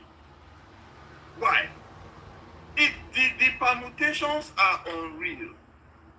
There is no way my staff, I don't cancel work on Friday many times. Sometimes I go say, okay, they go send me list of airtime. I go have to add something to it. I'll cancel the list, increase them again, because I know. Transport fare from point A to point B for security guard as a company that I run in Nigeria. It has swallowed up the peanuts that we can pay them from the 70% of what client is giving us. The same client cannot pay sometimes if we run into 10th, 15th. Security guard debit. One security guard steal anything for bit. Clients go hold us. We go call insurance. Insurance go send loss adjuster. All of those times, people never jump. When they go into crime, you go drag them beyond what you can drag politicians. You see, Nigeria, the problem no be say we no get police. If you see our soldiers, madam, when I was serving, if they tell us that time, say, enter this place, somebody shoot knockout, not be even gone. It not take us, if everybody go they shout, morale, we want go. Now, if you tell soldiers, say move, then go look left, look right first. You may say the morale no dey for soldiers again, but you know the service again. How you take know this one, sir? People they come out, you know they see them for TV, they beg for money to chop. The one where they service, you know they say they beg for treatment. Okay. So with the common, most of these things when you talk, we will handle and even go beyond it to even go for the accusation where APC they don't accuse the APC administration as the masterminds of insecurity. And Kuna then dey what we hear talk o. about Lawal talk say they really know where they live. We like say the political will no day to use attack this. But we'll go look at all of this conversation. But first of all, as you don't go mention this or person we call the president criminal, make I quickly play that thing with President Bola Tinubu talk. Waiting there wrong with waiting in talk. As the chief marketer of our economy, for we go make Shawore go talk that thing when talk, say this criminal do so thing. Make I plan in Nigerians get begin. Maybe you go take a listen to Rafiki second time. Make it well. That the reform that I've embarked upon since I took over in Nigeria has been very impactful. I can beat my chest for that. It was initially painful, but today the result is blossoming. It's getting clearer to the people. We have more money to the economy, no more corruption. We have the governor of Central Bank here. You don't have to know him before you give money to the economy. No more corruption. Have more money to the economy. You hear? No more corruption, no, when they drag this guy Have the for. governor of Central Bank here. You don't have to know him before you get the foreign exchange that you need. The speculators are Okay. out. So waiting in talk. Correct. Waiting there wrong, waiting in talk. You say you don't get to know the central bank governor for you to get the foreign exchange or EPC. Is it that you doubt that statement is correct? And the fact that he said no more corruption, is that justifiable of this tweet that Shaw retweeted here and said this criminal, even tagging the president, actually went to Brazil to state that there is no more corruption under his regime in Nigeria? What audacity to lie shamelessly. You know, say for Yoruba land, do they respect elders well? So do you think that Shawari did not go too far? Do you think it's now the DSS that is acting too overzealously in trying to clamp down on Shawari or anybody who criticizes the president? Based on that statement you make. Well, DSS, they are working now for national security. So, because they say this one poses national security risk for Nigeria. And the office of the president is different from Tinubu, as you regard it as a DSS, military, police. That office of the president is already a status that is aligned towards your objective, your protective objective. Now, if Shawore go to talk to the office of the president, that the person there is a criminal, that means a criminal is somebody that is a suspect, was brought with evidence to a criminal justice system and convicted. I don't know if I'm correct. Lawyers can answer that. If that person is not convicted, the person is still a suspect.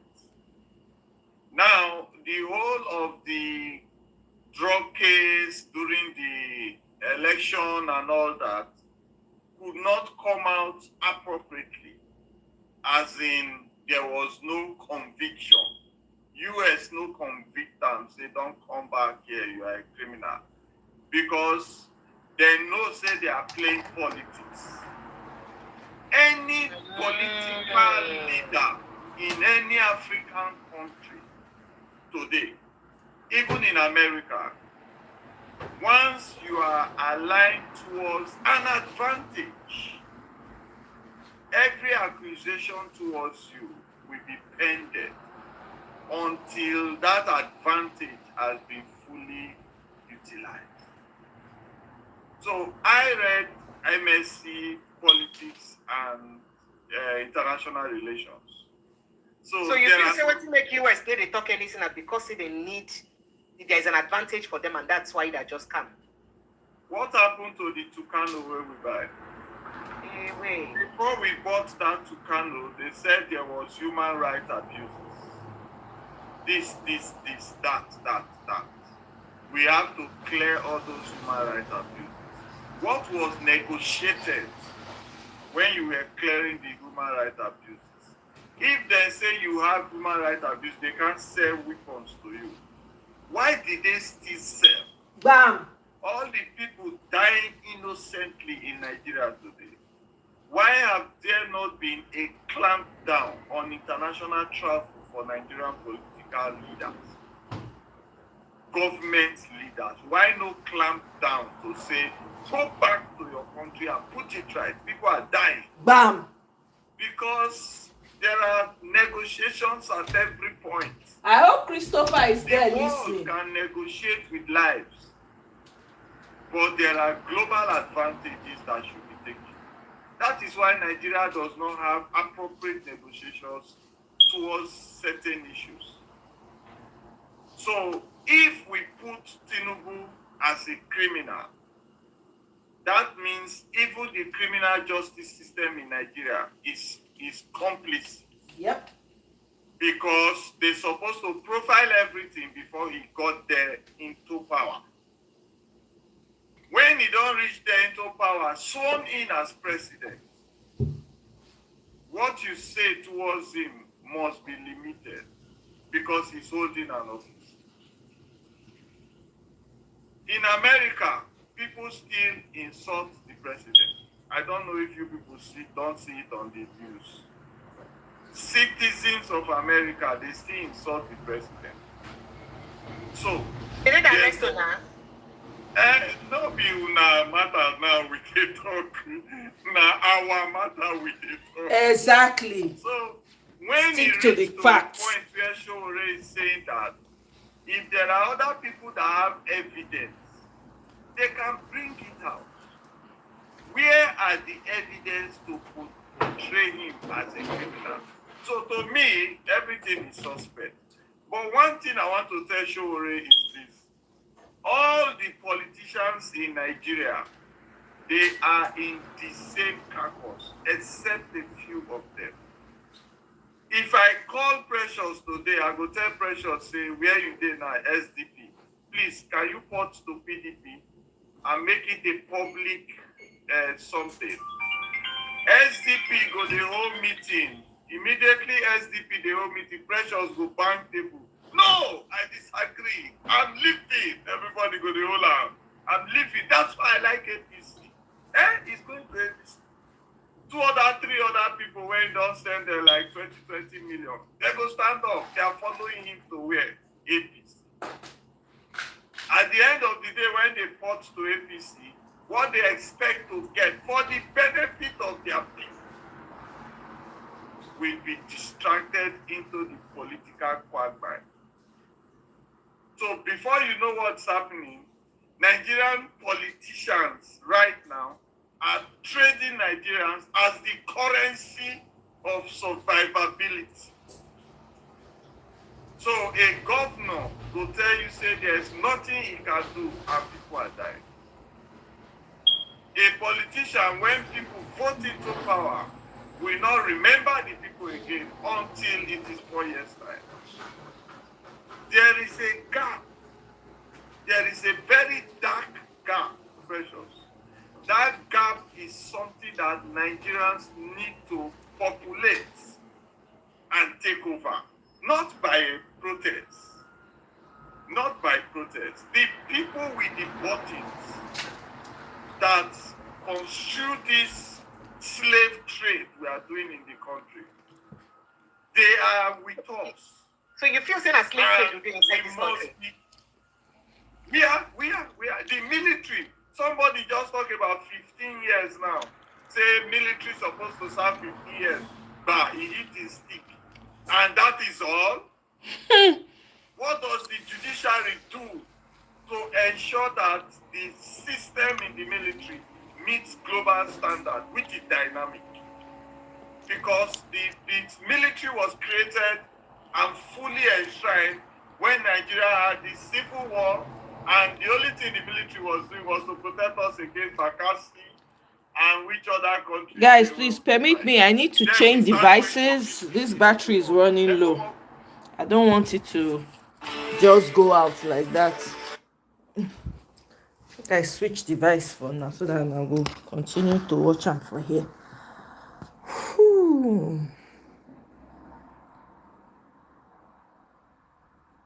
Now the ear matter. So you must say you did not know. You were not aware.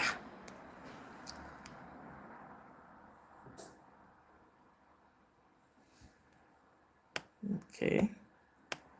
Hold on. And when people vote into power, we not remember the people again until it is 4 years' time. There is a gap. Can you see it? There is a very dark gap, Precious. That gap is something that Nigerians need to populate and take over. Not by a protest. It's not. I don't have smoke alarm going off.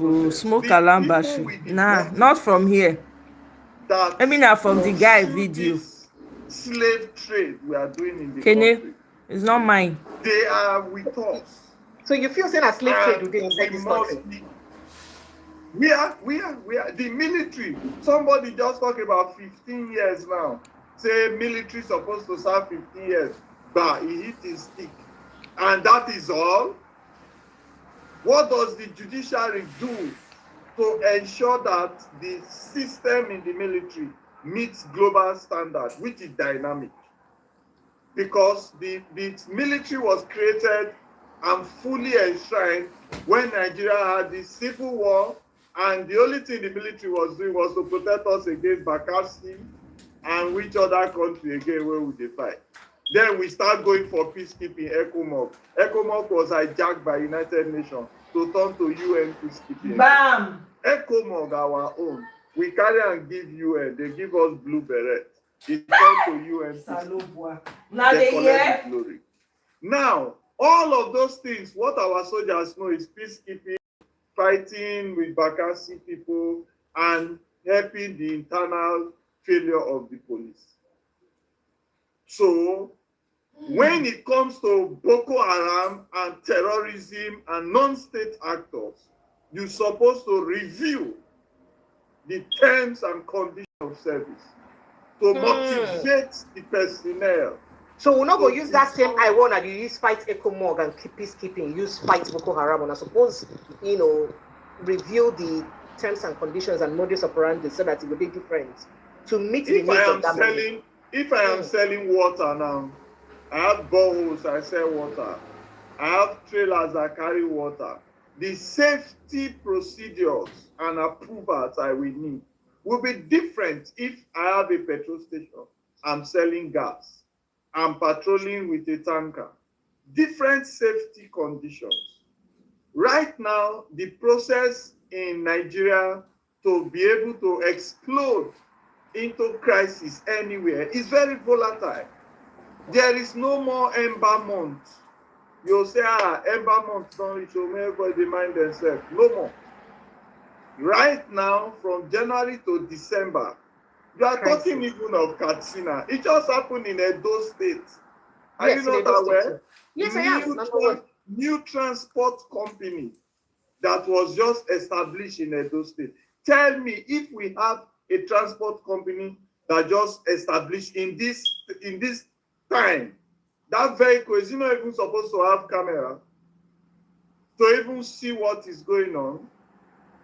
We don't impute the right apparatus that we mitigate our exposure, generate intelligence, and okay. So this talk where you talk now, we could just conclude with Shawari and then get into that security problem. This talk where they talk now, and the same thing we Shawari argue. Say because these people steal our money, all sorts of corruption. That is cover up waiting they're not supposed to cover up. So now waiting making call them criminal. Make we hear and when he talk that thing the last time we talk. And he's justifying why he said Tinubu is a criminal. Can you repeat that again? Can you repeat that again? It is not a crime to call a thief.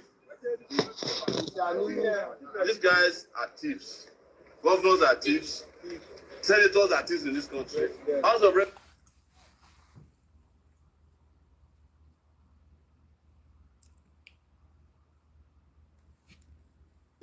Senators are thieves in this country. House of Rep members are thieves. President is thief. Vice President is a thief. Every one of them is a thief. Yes. The truth is bitter. So, this is Tinubu's government. It's Yahoo government too. Do you know who owns Mata? It's Tinubu's mother. That be back to Mogaji, the one that died. They will be the richest people in the world by the time Tinubu has done 4 years. This is not our government. Okay. We have accepted. If these things ain't complain and anything to go by, if there's any government official who one way or the other don't take land where be say belong to government, don't gain something where they excessively pass the one way be say poor person supposed enjoy, you know, they enough to call them thief. That's not an argument with that. And then does it not justify that the people everybody gets rights. So when you call somebody thief, that means the person steals something. See, madam, let me explain my position now. For sure, I don't get trauma already when I see people that are vying for government and commenting against government.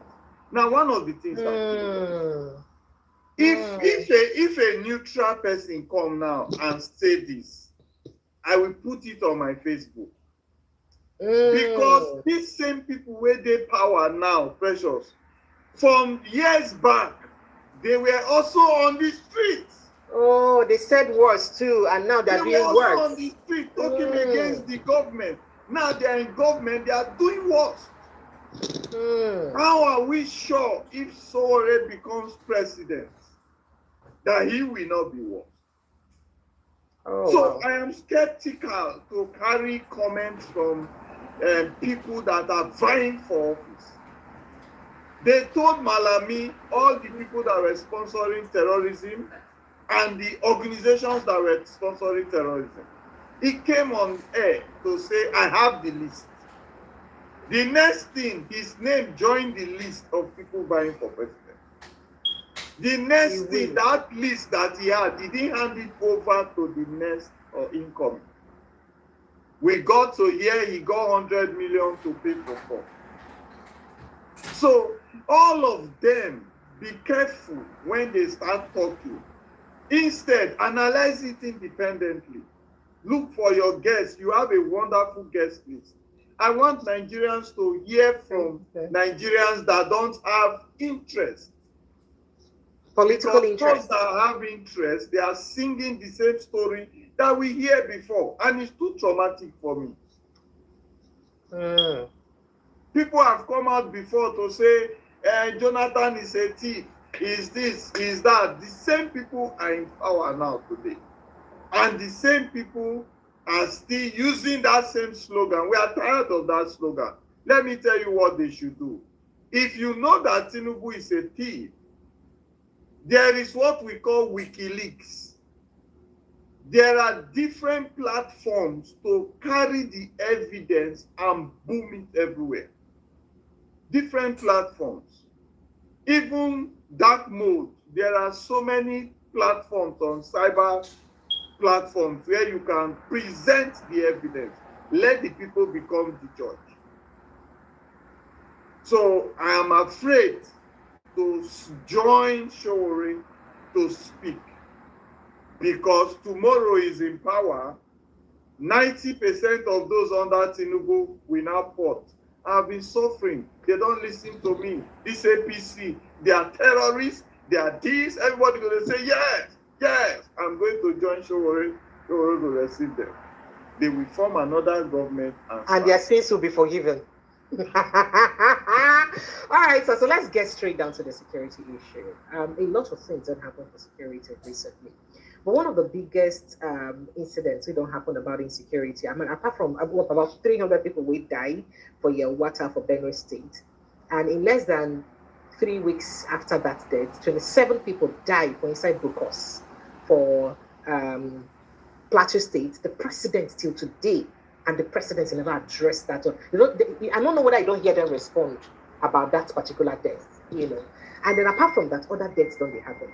Then one of the most painful things, I see most of the people where they will come. First of all, those deaths will happen for inside Benue State and Plateau State. The villagers, the way those things happen, to blame them on armed headsmen. In fact, the villagers go tell you till today, say most of their communities where they don't run, come out, they know they again. Say people where they occupy them. Saying that people of the particular extraction of the country, now they occupy them. Is it too difficult for the security agencies to find out people who occupy those villages where don't they abandoned by the original owners? Is it too much for them to find out? So that's on the one hand. And then on the other hand, Aerofy come out that they come talk say this government they aid and abet bandits, criminals. Now, how do you say you're using kinetic and non-kinetic approach? The best thing to do is to kill all of them. Kill them, come up for that crime. May they not do anything. A lot of people don't blame this administration. In fact, since the inception of the APC administration, say that they use the key in hand, kids' glove, they handle criminals. That is, these people they cost, they give. So, as he talked that one, citing say the government, they pay them, bandits them. Government don't deny and say they know they pay them. But then, somebody come out, come talk again. The Labour Party vice presidential candidate. He talk a lot of things. He give instances how na APC now even starting security for the country in their bid to take power from Jonathan from 2013 upward. Saying that them. He named the different security challenges who face that period. Will lead to judgment. He even talk about how one particular APC chieftain, which is already known, when in Akawu Baraje, come out, come talk, say the bandits, saying a militiamen where they bring from Sahel nations to help them win 2015 election. Make I play some of the things where Oga Dati Baba Ahmed talk. They make we address this matter. If it is possible, say the APC they complicit for the insecurity for inside this country, and what can we do about it? Insecurity is part of APC. Some of them. Insecurity has been APC's way of insecurity is part of APC. Insecurity has been APC's way of getting power. Insecurity has been part of APC's way of staying in power. Is that fact or just your opinion? A government of the day is part of their life or living is insecurity. That I'm giving you the facts. Do you remember that a former Nigerian president was attacked by terrorists? Unprecedented, never in the history of Nigeria did that happen. When Nigerian leaders leave, they are liked, they are loved, they are forgiven all their errors and everything. This one, they followed and tried to kill him. Why did that happen? What happened in all the donations leading up to 2015? Why decide to come back and run in 2015 after crying and telling the whole world you're no longer contesting? What was the link with North Africa? What was the link with Muammar Gaddafi? He's not alive, but others are alive. There are plans to kill Gaddafi, not in a palace coup, but through uprising. If it fails and you become president, I will retire to your country if you become president. If it doesn't fail, right now, he wanted to create a buffer. So he sent Saif al-Islam, go on YouTube and find out, to Niger with money, cash, millions of dollars in his boot, to recruit Tuaregs to go and fight in Libya. Sent his former general to Mali, why you still have insecurity in Mali. In Nigeria, they gave crazy amount of money to that gentleman. Go and help these people with the intention of bringing them to fight in Libya. When Gaddafi died, they sat on the money. They kept on with the recurrent until after mentioning the name, and then they stopped sending the money. They became, now all these things are linked. They wanted Nigeria to burn if Buhari did not become president. How do we stop the cycle of killings? Only when you have the right leaders. You can only have the right leaders when you have them truly elected. So long as people will steal an election, so long as people will capture a nation, you will never have security.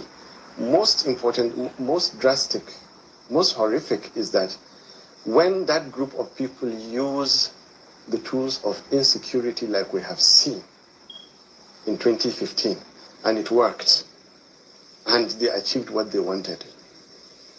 And again, they use now, for example, the tools of religion, ethnicity, division within political parties, heavy use of money, security, constitutional abuses and breaches. The law means nothing. Sure, I have not been able to say 10% of what I wanted to say. Towards the end of that interview, he talked saying never talk 10% of the things that we want to talk. Apart of waiting, he talked then, he also talked saying at a point, Boko Haram was to negotiate with governments. Remember, during Jonathan's administration, and they appointed Buhari then as their representative. Now, what does that tell you? But all of this, does it make any sense to you, sir? I would like to take your reaction before I ask another question. Okay, let me say this, because I've said it before, that the use of political terrorism, I even wrote something about political terrorism.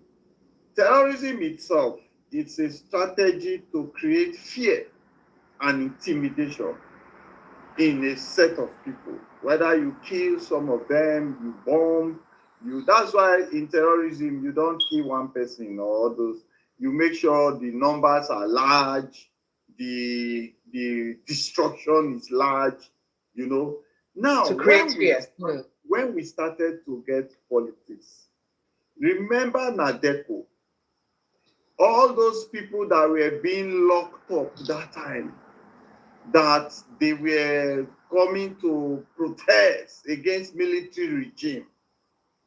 They got into detention and liaised with security agencies and become pali-pali. Are you serious? Let me tell you, when the yes, with the same people they were fighting against. Yes, when the international community started to intimidate Nigeria that military governance is not acceptable, there must not be coup d'etat in African countries. This, that. So it became clear that these people will be released and democracy will be enshrined. Because the military regimes up to Abacha time, with the fall of Abacha, every other military general now saw that you cannot be too big against the wall. They will bring you down. And they have brought down so many other presidents in Africa. Now, in the world, not even Africa. Now, when these people were now being given the opportunity to be democratic, what did they do? Became a selfish agenda to agree that we were the law. Now we get this country. It became an ownership mentality. Oh, by the same people who said who fought the military. So there was a deal, there was an agreement, whether anybody like it or not, I'm saying it, I've said it many times, wow, that the police should be made irrelevant. Why the military should become a relevant negotiation or intervention in insecurity. So retired military generals were given appropriate positions to hold. David Mark was a Senate president for how many years? In all of those years, he didn't do one thing for military veterans. No. And he was in all of those years that David Mark was there was killings in Benue. There was killings even in his community in all of those years.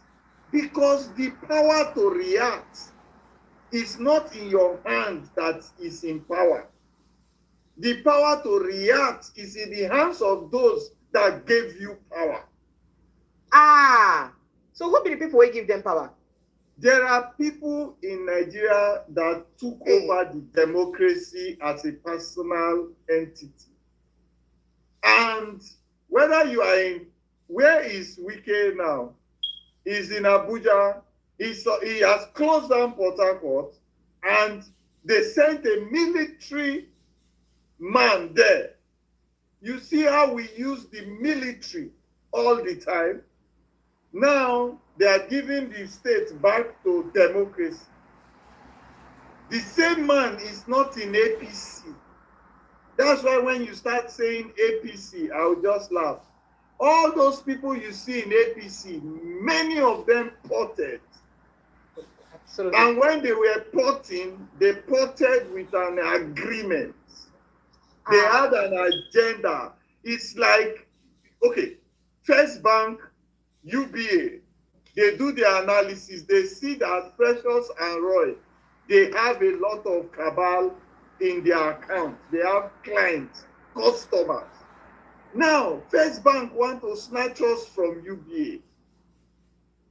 There will be an agreement. In that agreement, I will tell First Bank, I know they use ethical means. So some of those people money are laundered money. Some of those are criminal drug funds.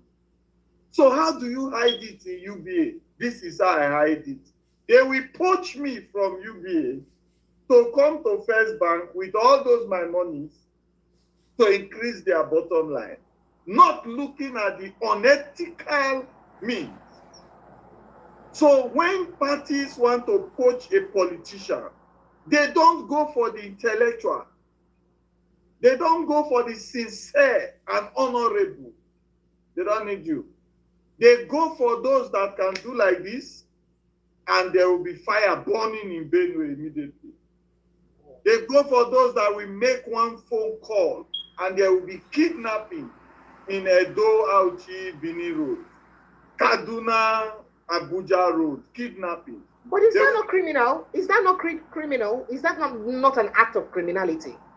It is political terrorism, enshrining violence in the ability to politicize. So now, do you now agree that that is what based on? Do you agree with that's Baba Ahmed's comment that was the rise of APC's? That's how APC rose to power by applying political terrorism. Let me reply like this because on a waiting politicians generally they do now they try to talk. Because I don't want to follow what Dati Ahmed said. Let me tell you. You don't want to streamline it to APC alone. That's what you're saying. I quote my own from. Okay. A bandit, go and check that one online, said they were in the bush, that it is Nigerian politicians that came to give them guns and money. That same bandit that said that has come for like 2, 3, 4, 5, 6 negotiations with a sitting government in the territorial integrity of my country, Nigeria. Madam C, do you know what it is for a soldier to see any other person hoist flag within Nigeria territory, carry assault rifle within Nigeria territory? We will burn that place down. It cannot happen unless there is constraint, intimidation, and coerciveness. Now, that bandit that said that, all of his mates stood behind him. The police were there. The government were there in that negotiation ground. Same man will be caught tomorrow after 1, 2, 3, 4, 5, 6 soldiers have died. That same man will now be kept in a safe place, given close to where, and fed more than those in the camp, in the displacement camp. He will be treated more than the soldier that he shot and he lost his limb. His family will be respected more than the soldier's family that will be kicked out of the barrack. It is a circle of death. Make such a decision where obviously they don't make sense. Why should we? Bringing us back to that issue, what's there wrong with our decision makers when they need to see, the downside of these things that we talk about? Now, we have judiciary. Some of them were sincere. Some police officers, they tell people every time about one man where they opposite my father's house when I grew up for Benin, Mr. Ayokai. Today, in children, thank God they were they. But when that man retired, come back to a rented apartment, he didn't come back with funfair. He didn't come back to say, oh yeah, my family, let's move, I don't hammer. There were police officers, military officers that served with integrity. So when the glory begins to go to those that are unprofessionally inclined with criminal elements that have criminal advantage over the constitution of Nigeria. So when Nadeko people came out, the only people that were able to hold the fighters for democracy was the judiciary and the military. So all those key generals is to retire them, promote a junior one. When you promote a junior one, so chief of army staff, you retire the other ones. They will be disgruntled, everything, after you know hear from them again. Why? Phone call. Hello, General Precious. Oh God, we are not happy. This thing that happened. No, no, no, no, no. We want you to take over. We want you to come in as a retired officer to handle this or handle this project. We have a covert project for you. So compensation to quiet you, to remove your reactions against unethical governance was key. So those people that we became the civilians that were in power also looked at the judiciary. Now they will tell you, go to court. You go to court, the judge is on strike, the judge is on recess, the case is adjourned for evidence. Go to the police. The police are tired of giving you evidence. The police that we have today, we are carrying condo before with their bicycle, going around the street innocently. Now the police cannot take care of himself if he does not collect from you. Bring money for paper, bring money for logistics, bring money for this before they take care of your kids. But go and touch a child of a big man. The IG will commit a team immediately to handle it. So when they saw that the judiciary was a threat, the next thing we began to hear was they saw money in the sock-away pit of Justice Precious. Justice Precious, they go and cough and they go. The man will be, because they give you the money, they tell you to hide it, and they come and arrest you. By the time they are releasing you, other justice that will be promoted to cover your space, somebody is telling them, oh boy, you understand, right? So the presidency now became where appointments can be achieved instead of the Federal Judicial Service Commission, instead of the Police Service Commission, instead of Ministry of Justice. So you can be a lieutenant today and you are strategically promoted to become Chief of Defense Staff in like 5-6 years time, and all your seniors will be retired and make redundant. And even when you're even of retirement age, your retirement age can be postponed. Yeah, because you have not fulfilled. And the same judiciary are the ones that is handicapping so many foreign presidents, even in America. They will tell the president, you can't do this, you can't do this. I mean, an example now, you're Trump there where you're there. Yes, the president is always, he and the judiciary always on head on. Heads, yes. But in Nigeria, the people are only at law.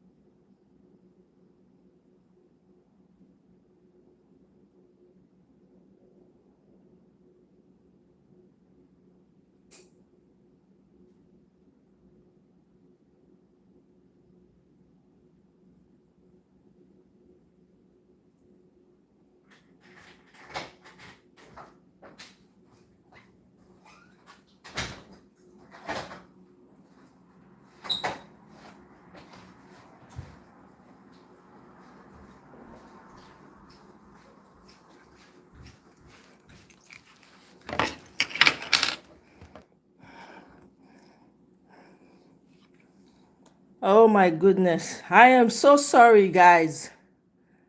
Oh boy. And always on head of Heads, yes.